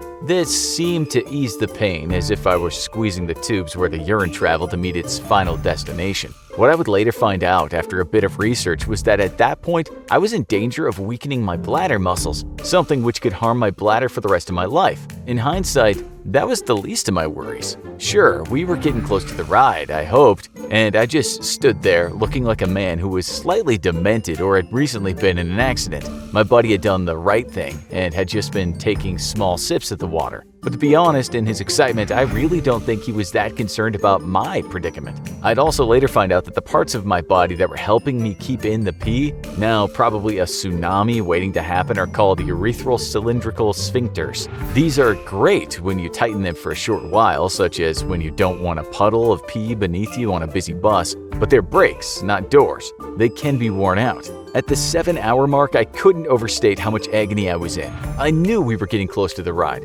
so I held on for dear life. That British guy heard me telling my buddy that I thought I was about to pee myself. My friend laughed, but I can tell you it wasn't funny to me. My buddy said that if it was that bad, just go find a bathroom and he'd hold my spot in the queue, and you won't believe what happened next. That British guy overheard this and said in no uncertain terms that if I left the queue, then I'd have to start from the back. He said he also needed a pee, but in Britain he said there's a thing called queuing etiquette. I think that this guy thought he was special just because Harry Potter is British. That or he was just a xenophobic snob. I can recall his exact words. He said the reason we have queuing etiquette is because if we didn't, then there'd be chaos. Queuing chaos doesn't work, he said, and then he went about a time in the past he had difficulty buying a train ticket in India and how he'd almost gotten into a fight at a buffet when hordes of hungry Chinese people fought over the shrimp. He said he wasn't picking on me, only that if order broke down, then order would cease to exist. Formal and orderly queuing, he said, in a patronizing way, is the mark of a civilized man.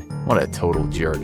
He told me that if I left the line, he'd make a complaint and say I'd cut in line. What I really couldn't believe is that the other people in the line didn't get my back. So I guess one less man in the line was good for them, so they just kept quiet. The words that went through my head were the milk of human kindness. And then I wished I hadn't thought about milk.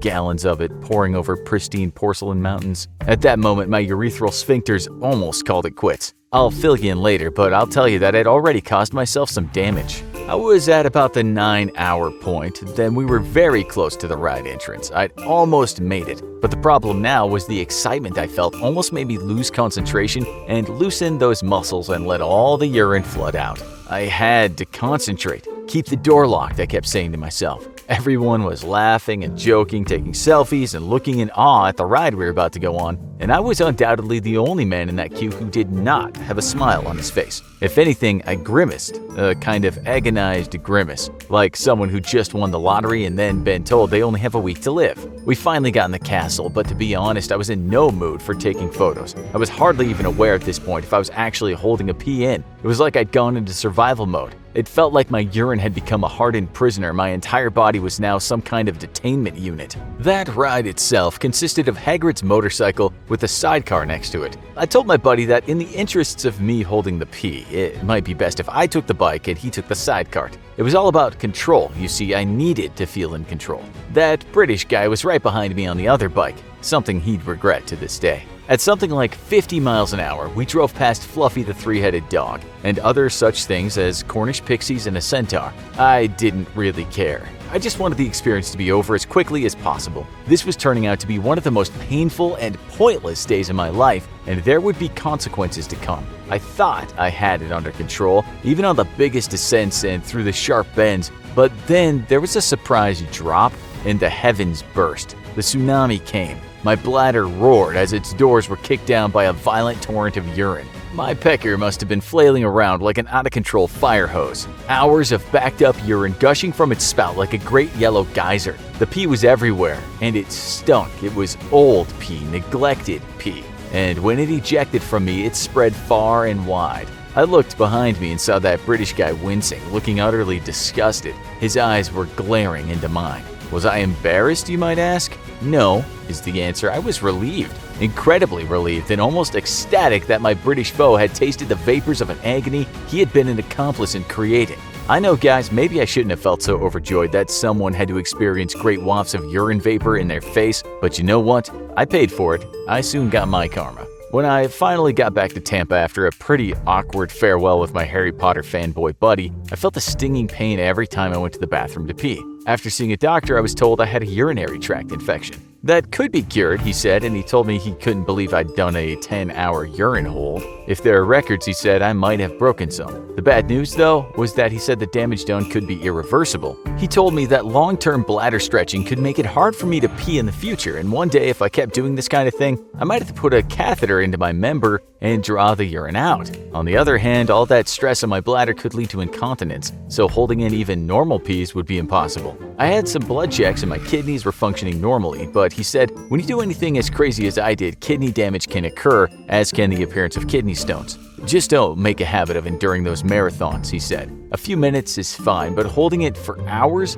isn't good for you at all. The one thing he said that really scared me is when he told me that the bladder can actually burst when you hold in a pee as long as I did. He said it was very rare, but it had happened. When it does happen, you can actually die. He told me not to worry though, because the cases he'd heard about all happened to people who already had compromised bladders. He said, like what happened to me, before the bladder bursts, people will just pee themselves. He said cases of healthy bladders just bursting are so rare that he doubted that it could have happened to me. But in the few cases it has happened, urine leaked into the abdomen, and when people didn't get straight to the emergency room, they died. The punchline to this story is that I could have actually told one of the attendants at the park that I needed the bathroom and gotten the green light to go, and he would have made sure I got right back into the queue despite what that British guy might have said about that. We all know what it's like to be hungry, maybe even really hungry. Your stomach growls, you might get a little lightheaded, your body's doing everything it can to tell you that it's time to drop whatever you're doing and grab a snack. It's a minor inconvenience that we all must live with, unless you're a robot or a human with cybernetic stomach that runs on cold fusion. But that's a subject for another episode. If you're too lazy to cook, maybe you pop a frozen dinner in the microwave or resort to a cup of ramen noodles. Whatever your case may be, your munching quickly satisfies your demanding stomach and you can move on with your day. But what if you had to endure that sensation of hunger for a longer period of time? What's it like to experience starvation? And how long can you go without eating? Now, just to be clear, we wouldn't recommend that you go home after watching this episode and attempt to stop eating. That would not be a very good idea. If you do decide that you want to challenge yourself, please consult your doctor before doing so. After all, we wouldn't want to see one of our beloved fans starve. Not that we're insulting your intelligence, we just felt the need to add a disclosure here. You know, just so we don't get into trouble for being a bad influence on young minds. Anywho, as you may already know, the human body can't last more than a few days without water. So just to add a bit of clarification, the cases we'll explore don't involve going without much needed H2O. We're talking solely about food. Because it's unethical to study starvation in a laboratory for obvious reasons, there's a current lack of scientific research about it. Thus, most studies revolving around the subject tend to examine occurrences of starvation in the real world, including instances of religious fasts and hunger strikes. Since these individuals are already choosing not to eat by choice, scientists can ethically look into and monitor the effects of these particular cases. We can also look into it by examining past instances of starvation. You're probably familiar with the historically famous Mahatma Gandhi, the man who lived in India during the late 1800s and early 1900s, inspired movements for civil rights and freedom across the world. He was a greatly inspirational figure, and some of his quotes live on today. Sayings like, "The weak can never forgive. Forgiveness is the attribute of the strong. Where there is love, there is life," and many more. You may also know that he survived 21 days of complete starvation. How did he do it? What was his secret? That's what we endeavored to find out. Gandhi took on a total of about 17 fasts during India's freedom movement for independence from British rule. He often used hunger strikes as a tool to promote his philosophy of non-violence. It was his way of performing a peaceful protest. His first fast took place in 1913 from November 10th to the 16th. In 1914, his next fast expanded to 14 days. His third successful fast lasted 3 days in 1918 and resulted in Ahmedabad mill owners rushing to the negotiation table to seal a settlement with the striking workers that Gandhi had led. He continued to take on fasts of different lengths in 1919, 1921, and 1922. Thus, in 1924, by the time of his famous 21-day-long fast, he'd already had a lot of practice with self-control and restraint from eating. He, of course, endured many more fasts after this, but 21 days was the longest his fast ever lasted. The Mahatma is considered the champion in the department of fasting and hunger striking. Many people have made attempts to follow the master and try it for themselves. They say it takes a ton of willpower and the temptation to eat can be highly overwhelming. Starvation itself is not pleasant. You know that awful feeling you experience when you haven't eaten all day? Imagine that feeling, but way more intense. The severe deficiency in calorie intake combined with the most extreme conditions of malnutrition imaginable are enough to drive you mad. In this state of mind, it can be more than a little challenging to resist food. An almost animalistic mindset consumes you. You become ravenous, losing all sense of your humanity as your survival instincts take over. Suddenly, eating is no longer a choice, it's a must. People who have undergone starvation in extreme circumstances have reverted to just about anything to relieve their hunger. Consider the story of the 1972 plane crash in the Andes Mountains. A team of rugby players trapped in snow and freezing cold temperatures experienced extreme starvation to the point where they were forced to turn to cannibalism. The cold caused them to burn calories more quickly, and they were desperate.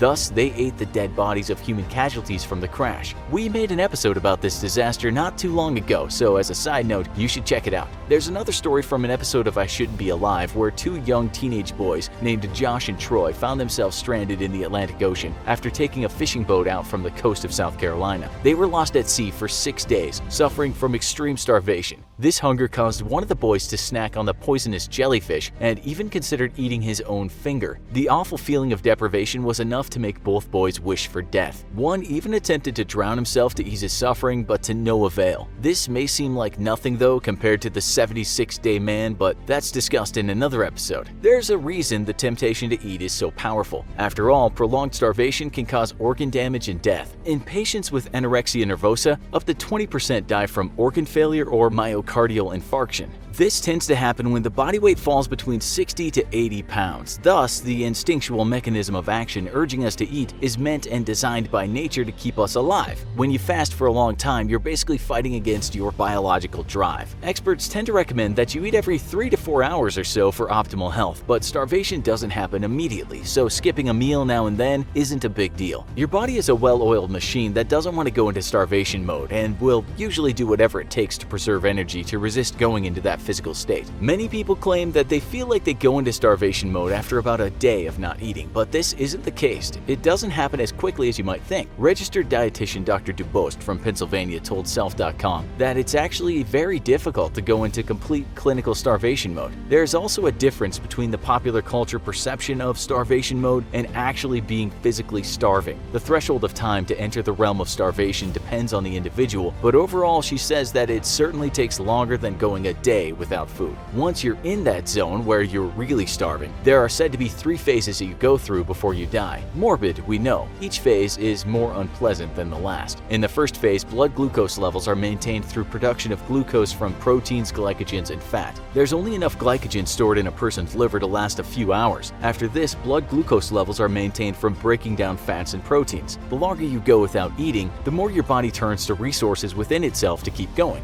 The second phase of starvation lasts the longest of the 3. During this time, your body fat is the main energy source. Your body drains itself of your fat to keep it sustained. You increasingly feel yourself getting skinnier, but not necessarily in a good or healthy way. It may be here where you feel like your body is screaming at you. I know you want to look good in that bikini, it might say, but please eat something, anything, help us out here. Resisting its message is not easy, especially if you have access to food. The third phase of starvation occurs when fat reserves are used up and depleted. The body then starts taking from your muscles to feed itself. When muscles are depleted, cell functions start to degenerate. Along with your weight loss, you may experience symptoms of apathy, withdrawal, listlessness, and increased susceptibility to disease. The last one happens because the impact of starvation weakens your immune system. Some people end up dying of illness due to starvation before actually dying from starvation itself. The diseases that starving people succumb to mainly include kwashiorkor and marasmus. Kwashiorkor affects those who are protein energy deficient and results in edema and enlarged fatty liver. This is also what gives starving children bellies, creating an illusion that they're well fed. Marasmus also happen due to extreme energy deficiency and results in infections that are caused by dangerously low levels of body weight. Death by starvation is incredibly slow and painful. When death finally does come, it's usually caused by cardiac arrhythmia. How long it takes to die often depends on your original BMI or body mass index before starvation. Generally, however, people typically die of starvation in about 3 weeks. Gandhi pushed the limits when he made it to 21 days, though some people have actually managed to surpass the master. As cited in Scientific American, reports from well-documented studies have shown survivors of hunger strikes after 28, 36, 38, and even 40 days. But wait, some reports go beyond this. In 1981, a hunger strike performed by political prisoners against British presence in Northeast Ireland resulted in 10 people dying between periods of 46 and 73 days without food. Now, that's a stretch. Of course, this did lead to their demise, so they wouldn't have been able to exercise their bragging rights upon the strike's conclusion. One strategy that has been used to stave off hunger by those who have fasted for long periods of time include keeping notes to remind themselves of their motivation behind doing so. They ask themselves questions like, why am I still doing this, and what's the point of this again? They then try and answer the question so that the reasoning is fresh in their minds, pushing forward their motivation to continue not eating. Of course, this technique is not always perfect unless you have a very strong self-control like Gandhi. For most of us, we might cave in and decide that fasting isn't worth the effort anymore once we get a whiff of a juicy, delicious steak or a McDonald's hamburger with fries. Getting hungry? Yeah, we don't blame you. All this talk of hunger and not eating kinda makes you want to eat, doesn't it? In order to abstain from food for as long as great hunger strikers and avoid temptation, your reasoning behind a fast has to be a good one. In other words, you must be highly motivated to fast or you'll just wind up quitting easily and quickly. Some fast out of political motivation like Gandhi, while others may do it for religious purposes. Fasting for a greater cause seems to lead to the most successes. But if you're fasting for the sake of it, you may find that you soon give up, perhaps even before entering true starvation. This is because the pain of long-term hunger is too intense to endure without very strong, solid, motivational reasoning.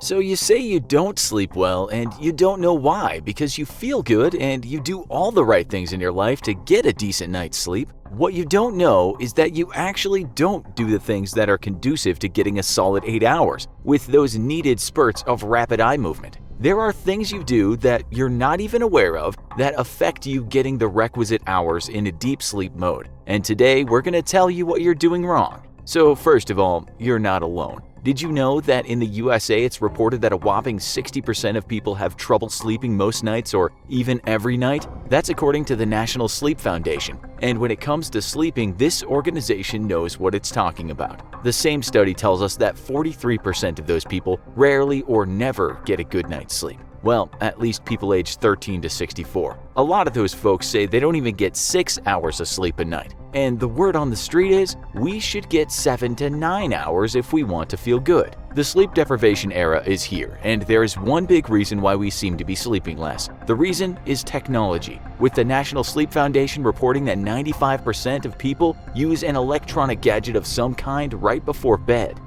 Are you watching this show just before you intend to sleep? But we're not just talking about phones. TVs are included in the list of gadgets. This is what one expert said about gadget use before bed. Artificial light exposure between dusk and the time we go to bed at night suppresses release of the sleep-promoting hormone melatonin, enhances alertness, and shifts circadian rhythms to a later hour, making it more difficult to fall asleep. We're not saying don't use gadgets, but perhaps if you want to get your 8 hours and drift off quickly, you might think about not looking at a screen for the 2 hours before you intend to sleep. Around 60% of people in one study said they use their laptop or phone right before they go to bed. And some of them play computer games, which is really not conducive to making yourself tired. Another sleep expert said this about that. Over the last 50 years, we've seen how television viewing has grown to be near constant before bed. And now we're seeing new information technologies such as laptops, cell phones, video games, and music devices rapidly gaining the same status. You might think it doesn't affect you at all, but according to these experts, it does, and there's data to back that up.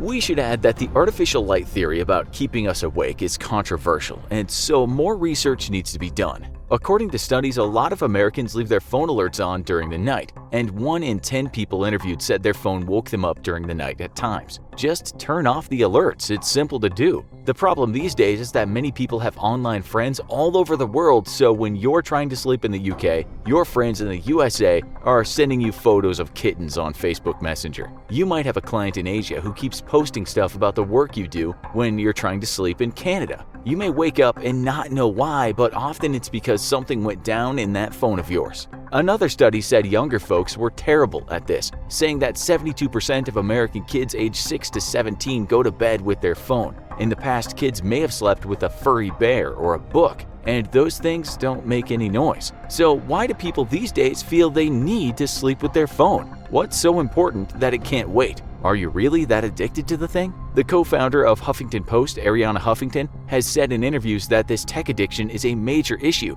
and is affecting the mental health of people. She said the parents are often as bad as the kids, so they need to start setting a better example. She talks about the dopamine hits we get from technology, and so scrolling through Facebook right before bed is not a good idea. When she sleeps, there's no technology in her room at all. You might also get stressed by looking at social media before bedtime. You really don't want to get a shot of envy right before you try to fall asleep. Oh look, there's my friend on a beach in some country I can't afford to go to. That's not what you want in your head before you try to fall asleep. So, technology, this is what's keeping you awake. Our advice is simple. Do not look at any electronic screens at least 2 hours before bedtime. You might not believe it, but it's negatively affecting your sleep cycle. If you're a parent, don't allow tech in your kids' bedrooms. If you're a kid, wise up and turn that stuff off. Show some self-control. And if we're starting to sound like we're giving you a lecture, we should say that we only just started doing this ourselves. We can tell you that we started to sleep better. Now let's say you don't use an electronic gadget but still can't sleep.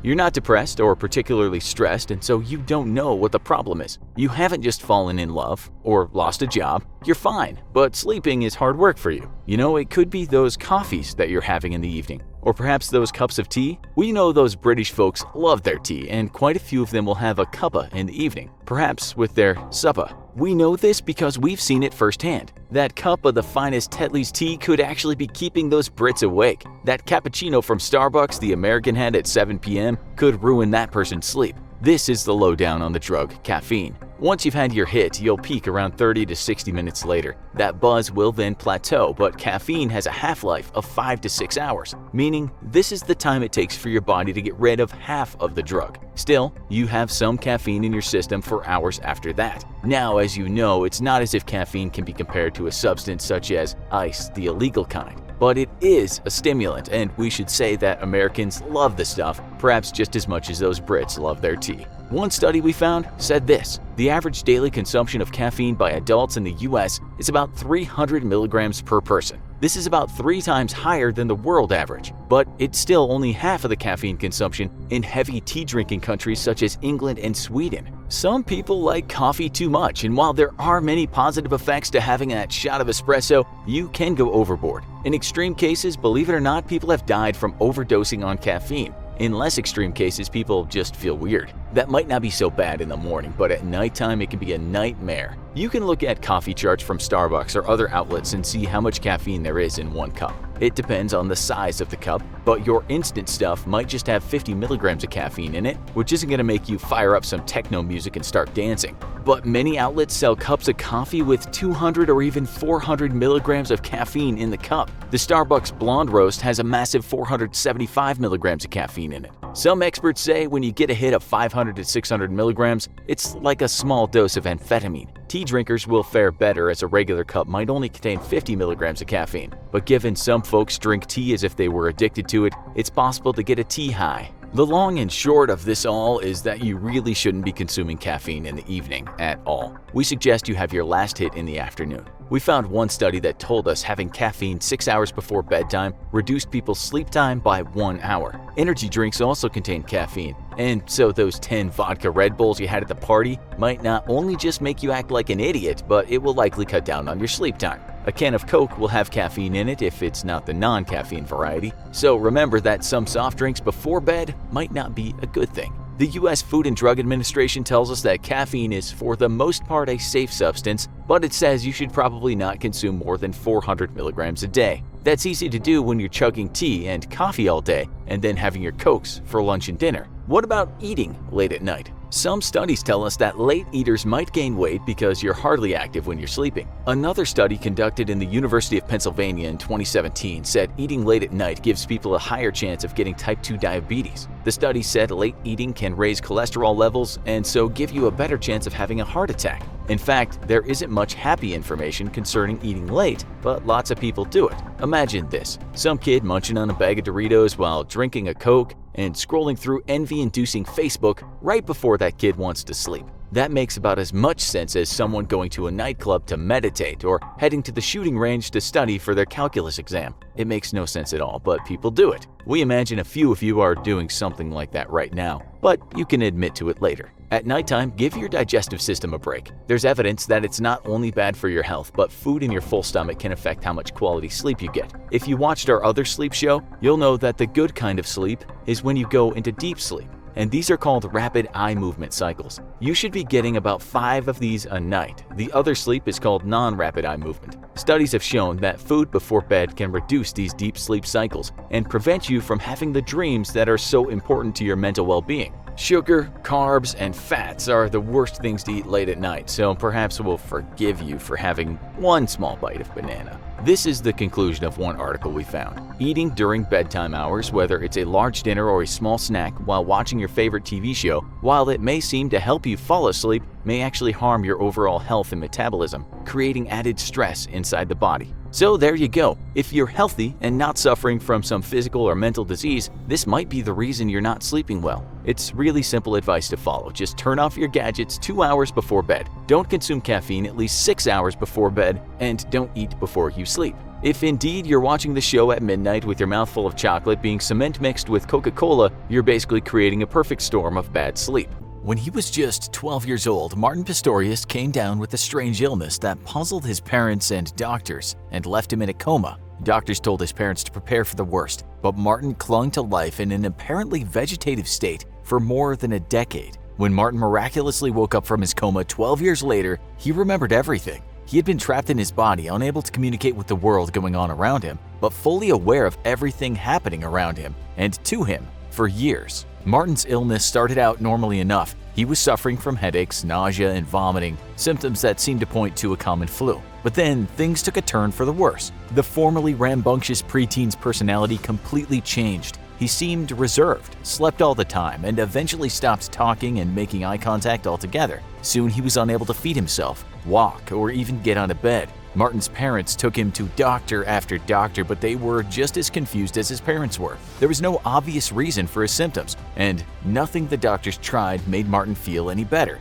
In fact, he continued to get worse, first becoming wheelchair-bound and eventually slipping into a coma. Martin's doctors were mystified. They weren't exactly sure what caused these mysterious symptoms, but their best guess was an extremely rare case of cryptococcal meningitis. Meningitis is an infection of the meninges, the membranes covering the brain and spinal cord. Cryptococcus neoformans, or CM for short, is an incredibly rare form of meningitis, usually diagnosed in people who have compromised immune systems. Early symptoms include headache, nausea, and vomiting, and mental changes like confusion and personality changes. If left untreated, CM can lead to brain damage, coma, and even death. The neoformans fungus that causes most cases of CM is found in soil all over the world, particularly soil that contains bird droppings. If a doctor suspects CM based on the patient's symptoms, they'll perform a painful spinal tap to confirm the diagnosis. The infection can be treated with antifungal medication, which usually needs to be taken indefinitely. But since most people who contract CM are already immunocompromised,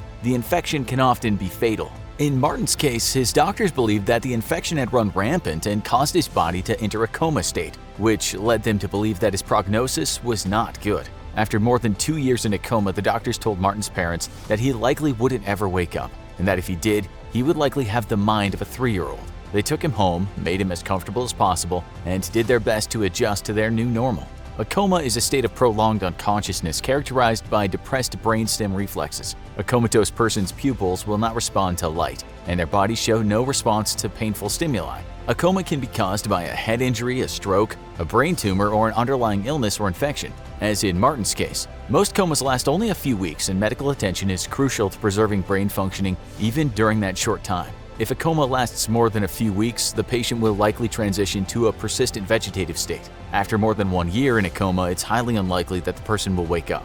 Throughout Martin's ordeal, his parents' life revolved around caring for their comatose son. Every morning, Martin's father would wake up early to dress Martin before dropping him off at the care facility where he spent his days. 8 hours later, after a full day of work, his father would return to pick him up from the facility and bring him home. After bathing him and putting him to bed, Martin's father would set his alarm to go off every 2 hours so that he could get up and turn Martin over to help prevent bed sores. Their lives continued like this for more than a decade, with Martin's parents continuing to love and care for their son despite the fact that doctors had told them that the Martin they knew was gone. At best, they said he had the mind of a 3-year-old, and if he was even aware at all. At least that's what they thought. Meanwhile, Martin was aware of everything that was going on around him. About 2 years after he fell into his coma, Martin's mind woke up, with his intellect fully intact, although the rest of his body remained immobile, and he was trapped in a body that couldn't move, speak, or even make eye contact. But Martin could hear and see everything that was going on around him, and he remembered everything. In one of the care facilities that he spent time at, the staff would dump him in front of a TV playing children's shows for hours on end. Day after day, he sat helpless in front of the TV, with nothing but reruns of the Barney and Friends TV show to focus on. To this day, Martin cannot overstate how much he hates Barney. But annoying kids' shows were the least of the abuses he experienced. Everyone around Martin, his parents, his doctors, and the caretakers watching over him, all believed that Martin was in a vegetative state, unaware of his surroundings and unable to speak up or protect himself. For some monstrous individuals, Martin appeared to be the perfect victim, helpless, silent, and oblivious, and the way they treated him was truly shocking. Martin remembers every detail of the abuse he experienced at a care facility after care facility. Some of the caregivers seemed to get a little too much enjoyment from the act of testing his response to painful stimuli. He remembered being pinched, slapped, and even hit routinely in a way that was clearly not meant to be therapeutic. He was left alone outside in the blistering heat and left wet and shivering for hours after a bath. In one particularly gruesome incident, Martin remembers a nurse feeding him his own vomit as punishment for not being able to stop himself from throwing up after being fed scalding hot food. He even remembers experiencing sexual abuse at the hands of those who were meant to be caring for him and protecting him. But perhaps worst of all was the mental abuse. Thinking that Martin was in a vegetative state and unaware, caregivers would routinely hurl abuse at him. They called him names like freak, dummy, donkey, a heap of rubbish, and those were the milder ones. The lowest point, though, came when his own mother told him she wished he would die. Martin was shocked and hurt. How could his own mother wish death on him? Amazingly, though, Martin was able to use those feelings as fuel and began to take control of his own mind. If he couldn't escape his physical situation, he was going to do his best to escape mentally and preserve whatever sanity he had left. Martin survived the abuse in isolation by learning to disengage his mind. He said, "You simply exist. It's a very dark place to find yourself because, in a sense, you're allowing yourself to vanish." Martin developed coping mechanisms, like tracking the sun's shadow as it moved across the room, watching insects, and having conversations with himself in his head. As he strengthened his mind, Martin began to have compassion for his mother and her harsh words. He realized when she looked at him, all she could see was the son she had lost. To her, it was like her son had died when he was 12 years old. Martin could tell she was in pain and often worried that she wasn't a good mother, wasn't taking good enough care of him. The worst part was that Martin could do nothing to ease her fears. Finally, after more than a decade trapped in an immobile body and unable to communicate, Martin experienced the first ray of hope. A new caretaker was compassionate enough to see Martin as a person, not just a body. She actually looked into his eyes and spoke to him, not just at him. And she was the first person in nearly a decade to notice that Martin appeared to show signs of comprehension when she spoke to him. Virna van der Walt would later say that she could tell by the sparkle in his eyes that Martin was conscious and trying to communicate. She managed to convince his parents to take him for extensive cognitive testing, where they got the shock of a lifetime. Martin's mind was perfectly healthy. He was awake and aware, and he remembered everything. This discovery was only the very first step on a long, hard road to recovery, but it was the hope that Martin and his parents had been dreaming of for more than a decade. Martin underwent extreme rehabilitation to begin repairing the damage caused by more than a decade of immobility. After years of inactivity, his muscles had atrophied and he had lost many of his fine motor skills. Martin had to relearn many of the activities of daily living that we take for granted. How to sit up, how to dress and bathe himself, how to feed himself, even how to use his hands. He also had to relearn how to communicate, which he did with the help of a computer. Martin is still confined to a wheelchair and he may never walk again, but he's well on his way to living a full and independent life. In fact, Martin went on to live a shockingly normal life after his ordeal. He graduated university, got a job as a computer programmer, and even married the love of his life. In 2013, Martin wrote a book about his experience called Ghost Boy, the miraculous escape of a misdiagnosed boy trapped inside his own body, which became a New York Times bestseller. Talk about an inspirational story. While Martin's story seems almost too crazy to believe, some doctors are worried that it's an all too common occurrence. Dr. Adrian Owen is the author of Into the Gray Zone. A neuroscientist explores the boundary between life and death. Dr. Owen believes that 15 to 20% of all patients in persistent vegetative states or unresponsive wakefulness are actually conscious and trapped in their own bodies. He spent more than 20 years working with these patients to help better understand the gray zone between consciousness and unconsciousness. In his book, Dr. Owen provides countless examples of patients whose situation is remarkably similar to Martin's. Take Kate, for example, who found herself in a persistent vegetative state after contracting encephalomyelitis, another type of inflammation of the brain and spinal cord tissues. A PET scan showed that Kate's brain responded normally when she was shown pictures of her loved ones. Luckily, Kate recovered from her vegetative state after 6 months. Another shocking example is the case of Kevin, a 53-year-old bus driver who fell into a coma after suffering a major stroke. fMRI scans showed brain activity consistent with a normal response when Kevin was asked to listen to complex sentences. In another case, a patient named Scott had been comatose for 12 years after a car accident, but his family was adamant that he was still in there. Dr. Owen asked Scott to picture himself playing tennis, and the very specific area of our brain associated with playing sports, the premotor cortex, lit up exactly as it would for a healthy person. Scott was even able to answer simple yes or no questions by imagining tennis when the answer was no. Prior to Dr. Owen's work, doctors believed that once someone had been in a persistent vegetative state for a few months, there was zero chance of recovery. This assumption had not only left untold thousands of patients suffering in silence, but it also led to some catastrophic scenarios, like the Venezuelan man named Carlos Camejo, who had been unconscious for 10 years following a car accident, only to awaken during his own autopsy. Many people in this situation, like Kate, have even attempted to commit suicide by holding their breath, hoping to exert what little control they had over their own lives. Doctors and researchers are working to better understand the gray zone of consciousness so that hopefully no one will ever have to go through what Martin, Kate, and the thousands of others trapped in their own bodies had to endure. In the meantime, Martin has some advice for us. Treat everyone with kindness, dignity, compassion, and respect, irrespective of whether you think they understand or not. Never underestimate the power of the mind, the importance of love and faith, and never stop dreaming. Are you the kind of person that wakes up and always seems to feel tired? Sometimes you got 8 hours of sleep, sometimes 12 hours, sometimes 5 hours, but never mind how well you think you slept, you always wake up feeling slightly groggy. Don't worry, you're not alone. Let's now attempt to put things right for you. While waking up for you is nothing special, a lot of things happen to your body when you awaken in the morning. For instance, your heart rate will get faster and your breathing will become quicker. Your blood flow will increase and your brain will start producing different kinds of brain waves. Your liver and kidneys during the night were in sleep mode, but when you awake, they go back to waking mode. You basically rev up for the day, and when you open those eyes of yours, the lot of external stimuli will flood your blood.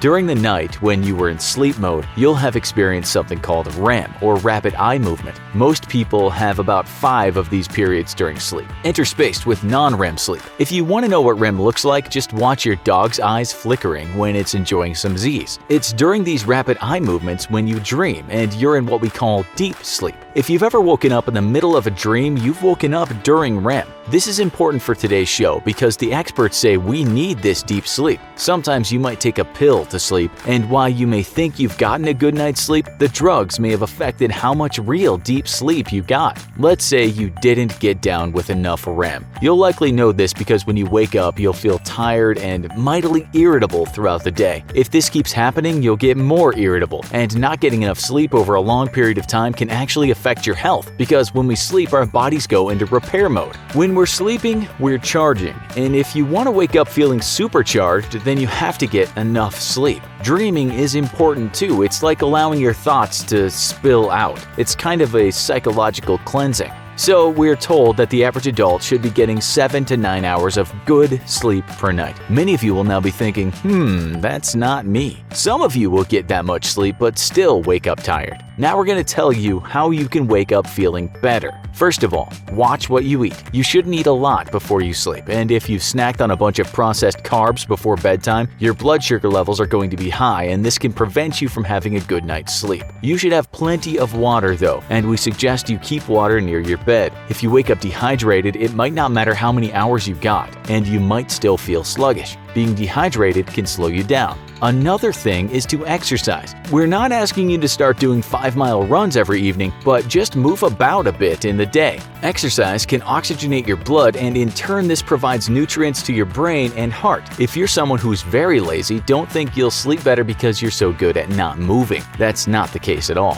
We shouldn't have to tell you this, but during the night, turn off alerts on your phone. You might think that you don't hear those beeps, but each beep might upset those deep sleep cycles your body so much enjoys. It's really not hard to turn off those alerts, so start doing it now. Another thing you might not have heard about is not hitting that snooze button. Small increments of sleep do nothing for you at all. It's that good sleep you want. If you enter into a new sleep cycle and then disrupt it after 10-minute snooze, you're basically ruining that cycle. Your body doesn't like this. The experts tell us there's something called the 90-minute technique, which means setting your alarm 90 minutes before you really want to get up. It's like a long snooze. During those 90 minutes, you'll enter into a REM period, and that's good for you. You could not press the snooze button at all, but some people think it's good to have that early wake-up call. When you wake up, the first thing you want to do is stretch. We mean put some effort into this, and not just do the arms in the air thing. Some people do some easy yoga moves. Why would you do this, you might wonder?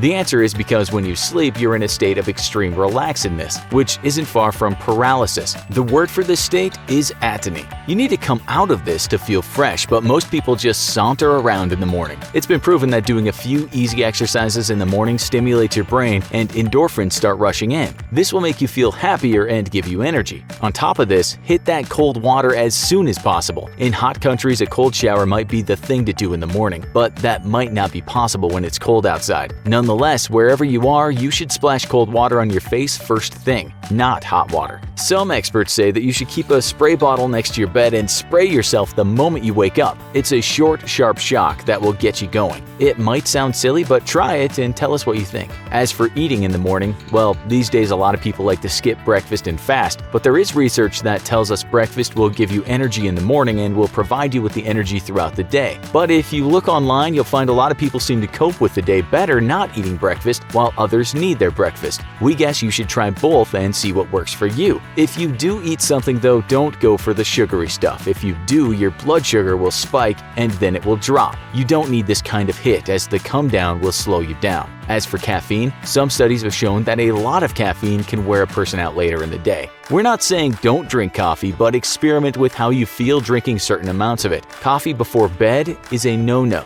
Most people think that a coffee a few hours before bed is okay, but the stuff has a half-life of 5 to 8 hours. Make sure your last coffee is a long time before you plan to sleep. Believe it or not, some studies have shown that if the sun is out, then stick your head out the window and get some. We found a study called Vitalizing Effects of Being Outdoors and in Nature. It said participants felt refreshed just looking at nature. So open those curtains in the morning, ASAP. If you get some sun on your face, that's good because sunlight can increase serotonin levels. Another thing you should do is some mental accounting first thing. It's simple. Tell yourself what you might find difficult in the day and how you might address that. It's a literal weight off your mind. Now comes the good part, because then you should think of at least one thing you're looking forward to that day. People generally don't do this, but they should. It sets the day for you. Be clean. What we mean by this is don't go to bed feeling sweaty or dirty. It could affect how well you sleep. In many Asian countries, people always shower before bed, but it's not the same in other countries. Make sure you go to sleep in a clean and comfortable bed, and when you wake up, make sure that you make that bed. Making the bed is like preparing for the day ahead. It shows that you're ready to face the day. On top of this, try to wake up at the same time each day so you maintain your circadian rhythm. If you've never heard of that, it's your sleep-wake cycle. The National Sleep Foundation tells us this about it. The more you pay attention to your body and notice feelings of alertness and drowsiness, and the more time you spend developing good sleep hygiene habits, the better your slumber will be and the better you'll feel. Your body just loves consistency, and it will pay you back for it. Before you sleep, it's best not to play games or do anything that might stress you out. For the hour before bedtime, try and do something very relaxing, such as reading a book or just relaxing on the sofa. You shouldn't really be looking at screens right before bedtime because the lights can disrupt the production of melatonin in the brain, and this chemical helps you sleep. We shouldn't have to tell you this one, but go to the bathroom before you sleep. Your bladder can fill up in the night, and the feeling might wake you up, even if you don't go to the bathroom. You might not feel like you need to urinate, but you'd be surprised how often you can squeeze some out.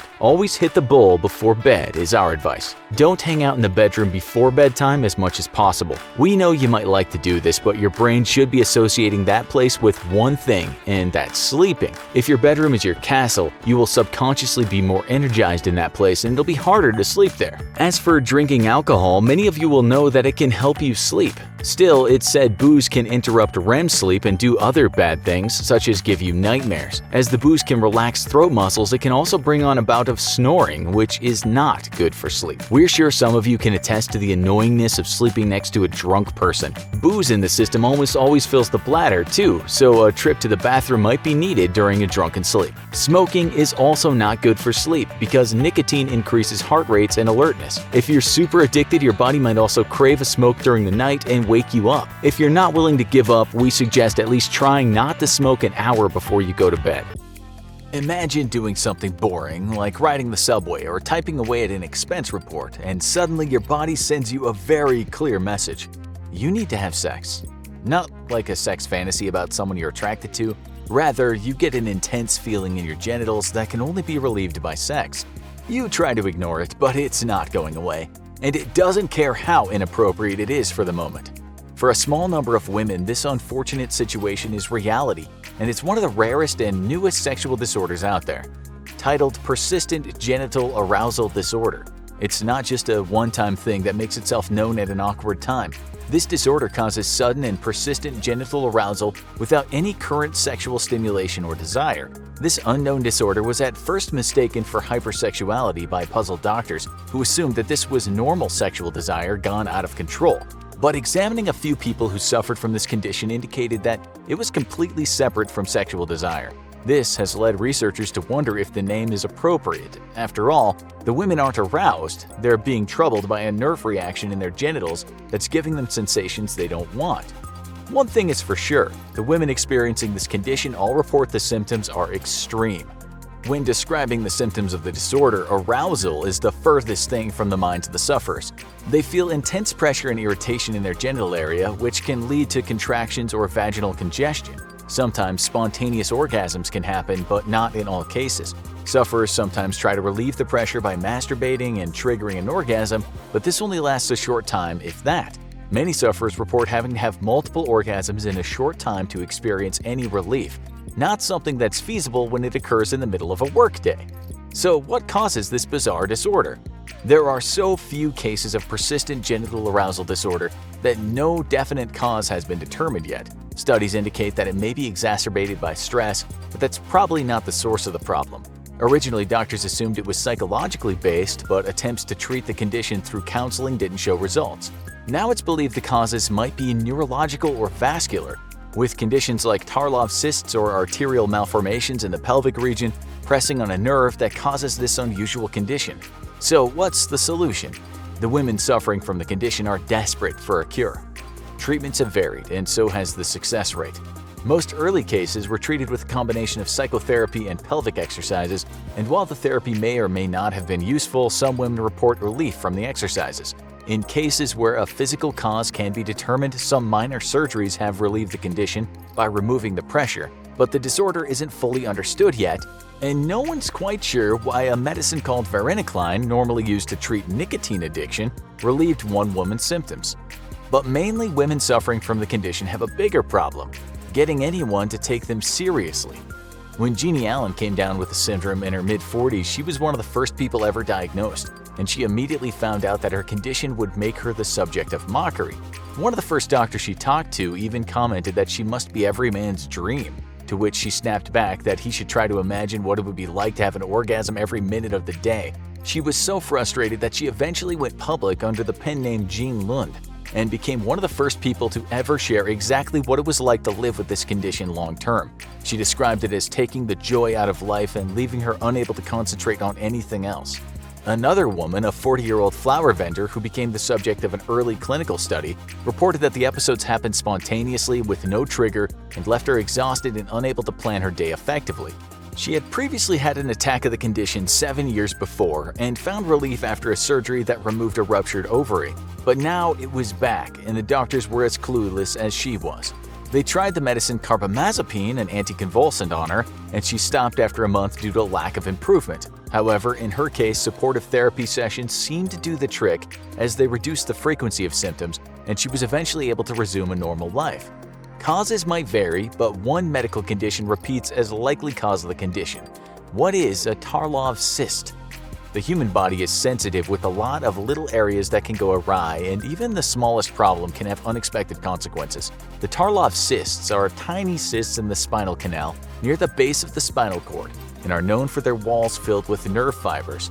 First discovered by Isidor Tarlov in 1938, he at first assumed them not to cause any adverse symptoms. However, future investigations indicated they can cause pain, spasticity and muscle weakness, headaches, and bladder dysfunction, among other symptoms. They can wreak havoc on the nervous system and create unpredictable symptoms, including genital dysfunction, as they happen to be right by the nerves that affect the genitals. When Professor Barry Komisaruk, one of the first researchers investigating persistent genital arousal syndrome, looked at the MRIs of sufferers, he was shocked to discover that 2/3 of them had Tarlov cysts. So there may finally be hope for the women being driven crazy by this strange disorder. 11 women with the disorder had their Tarlov cysts operated on by Dr. Feigenbaum, a spinal neurosurgeon who had been studying the disorder.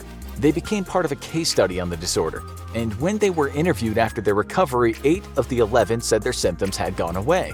The remaining 3 reported significant relief from before surgery, and this was the best evidence yet that sacral nerve compression was the root cause of the disorder. But not all cases of the disorder have the cysts, and not all people who improve have the surgery.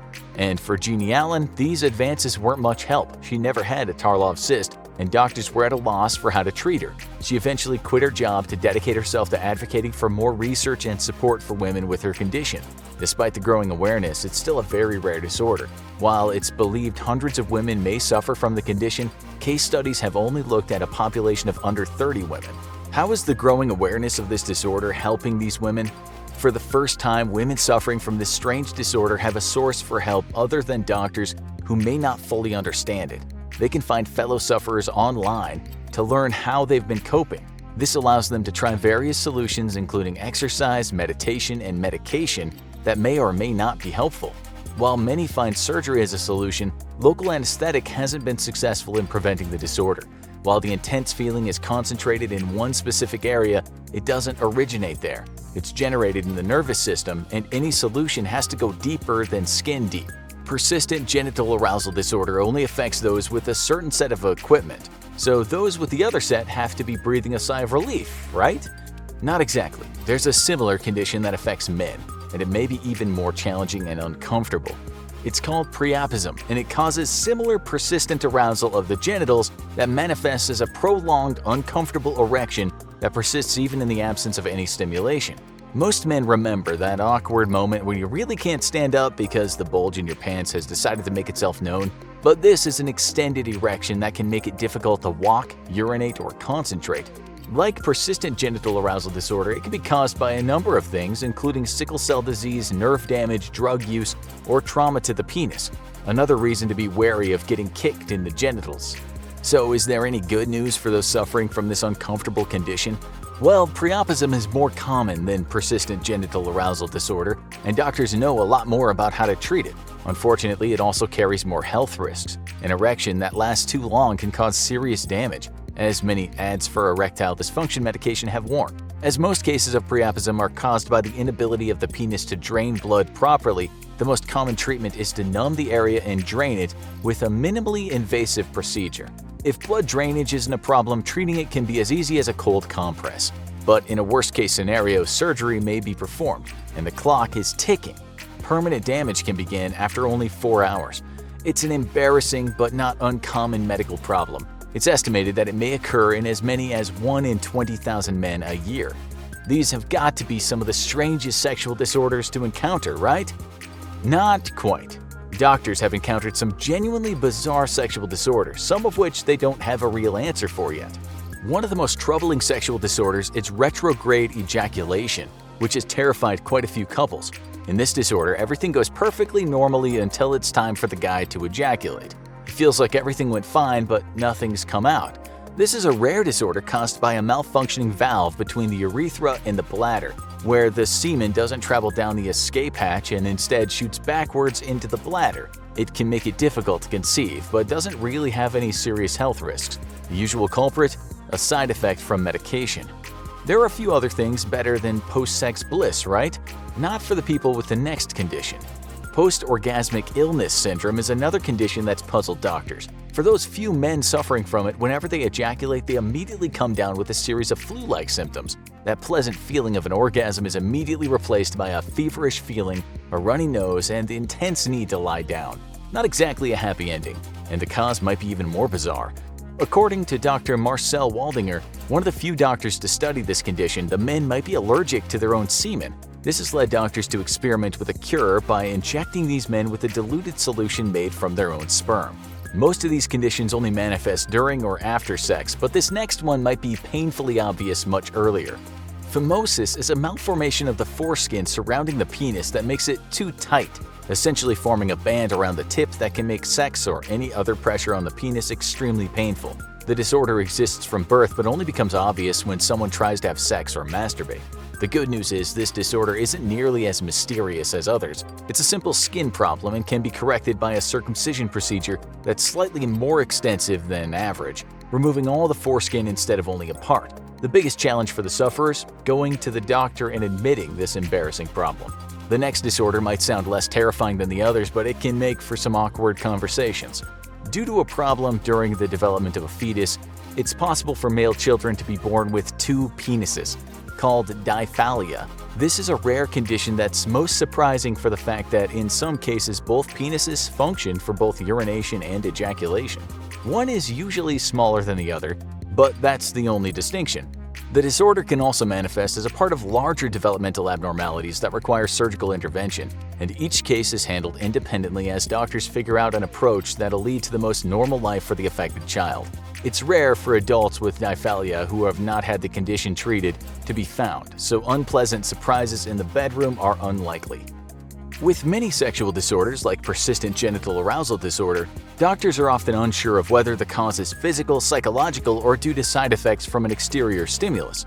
That's why those suffering from these rare disorders often find that their fellow sufferers are the best source of information as everyone tries to puzzle out these weird quirks of human sexuality.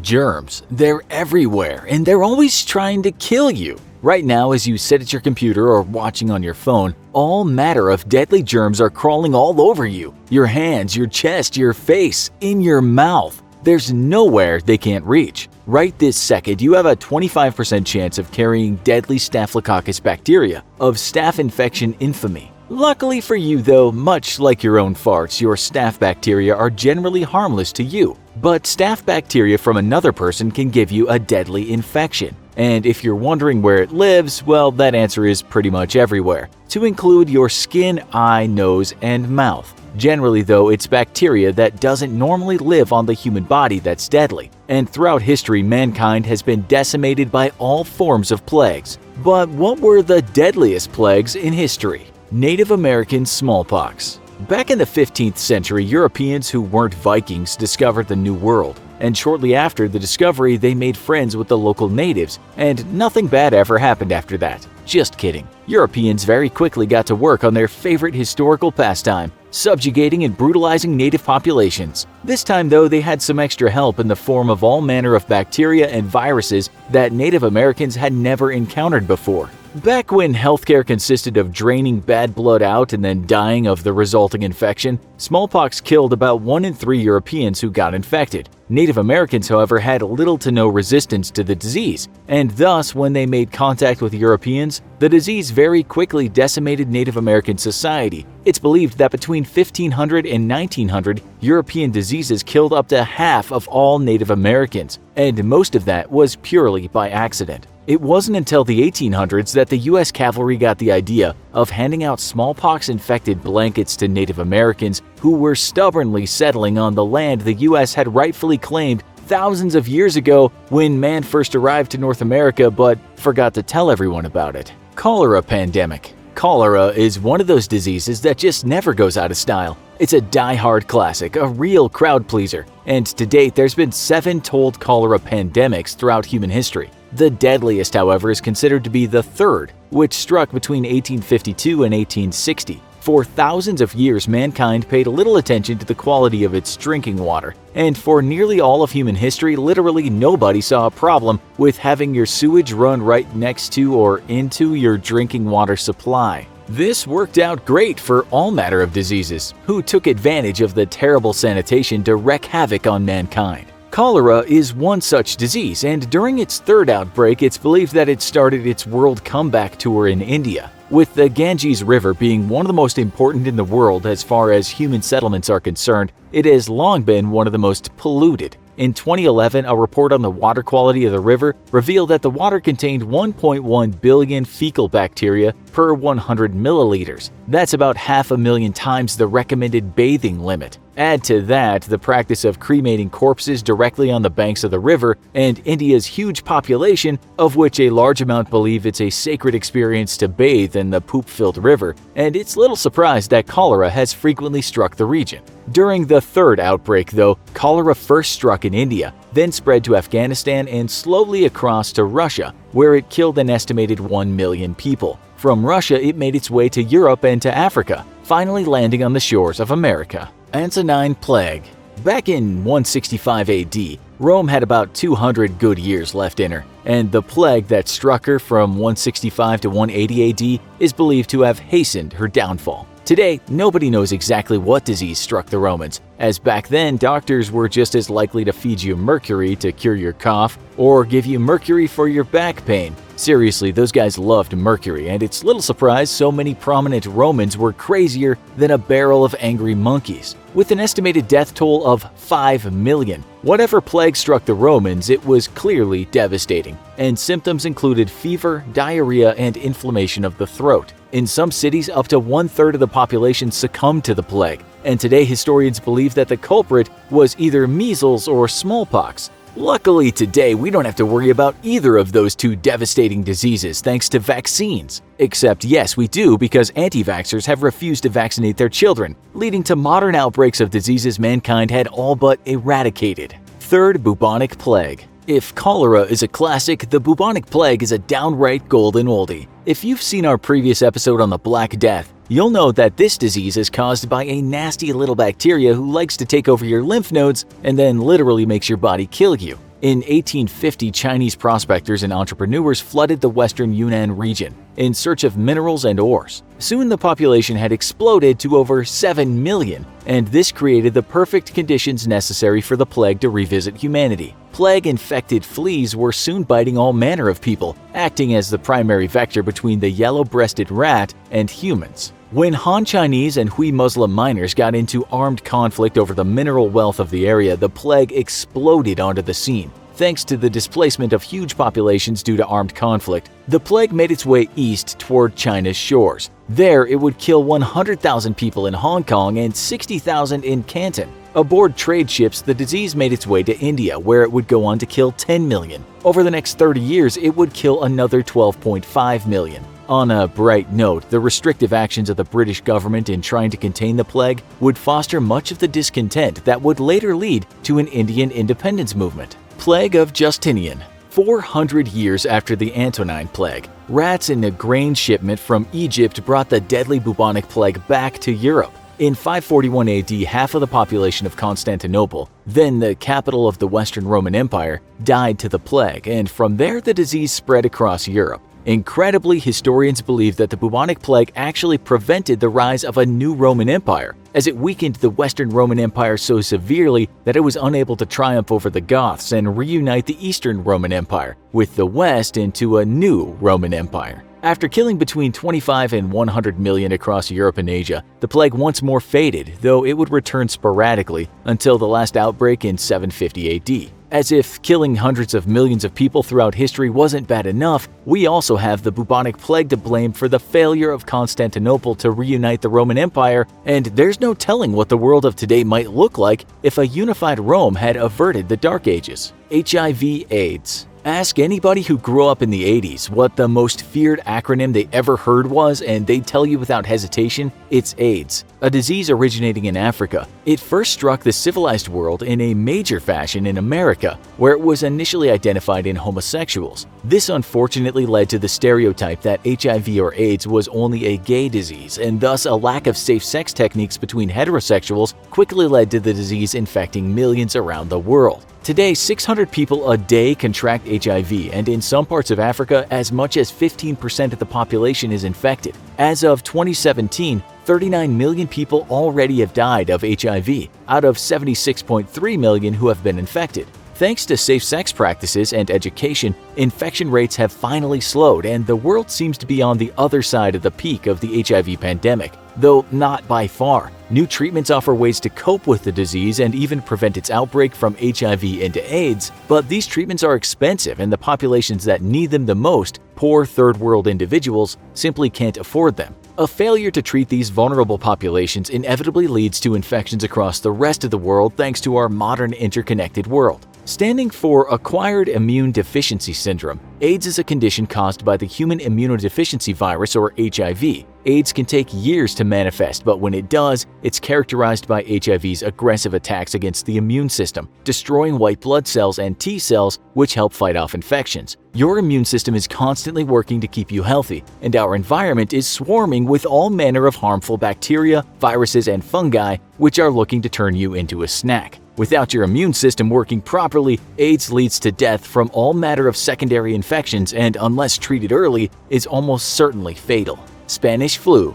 At the end of World War I, Europe was in a sorry state. The war had ravaged the countryside and displaced millions of people. Food supplies were low and clean drinking water was rare. Add to that huge numbers of dead and the concentration of wounded still being treated in makeshift hospitals, and you had conditions ripe for a pandemic. Despite having nothing to do with Spain or the Spanish flu struck soon after the end of the war and appeared almost simultaneously in Boston, USA, Brest, France, and Freetown, Sierra Leone. Thanks to air and ocean travel, the flu virus spread around the world. Yet the flu virus was not a particularly different strain of the same flu you might catch today. All flu viruses mutate over time, but despite what people initially thought, this was not some superbug. The poor sanitary conditions, the concentration of wounded troops in massive field hospitals, and poor nutrition for wartime populations had instead created a world just ripe for the flu to become truly deadly. The most at risk were the young and elderly, but with so many combat wounded and malnourished civilians, the flu is thought to have killed between 50 and 100 million.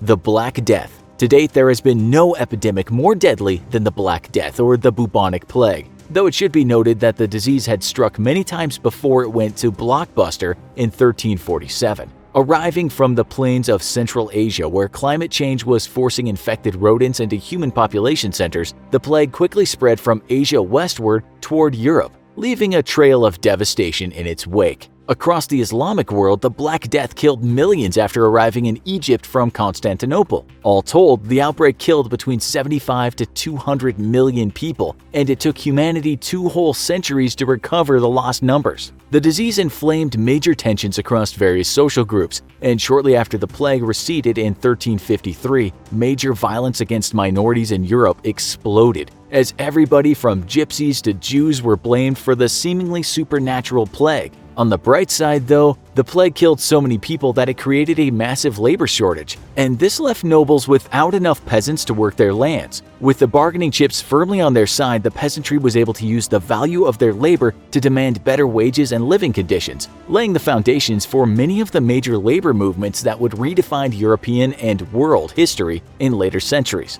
Without the Black Plague and its deadly impact on humanity, modern labor movements that brought us the 2-day weekend, sick days, paid vacation, and other perks we enjoy and expect from jobs today may never have existed. Do you think we're due for another major plague? How would you survive a major outbreak of disease? Let us know in the comments, and as always, if you enjoyed this video, don't forget to like, share, and subscribe for more great content before we're all dead.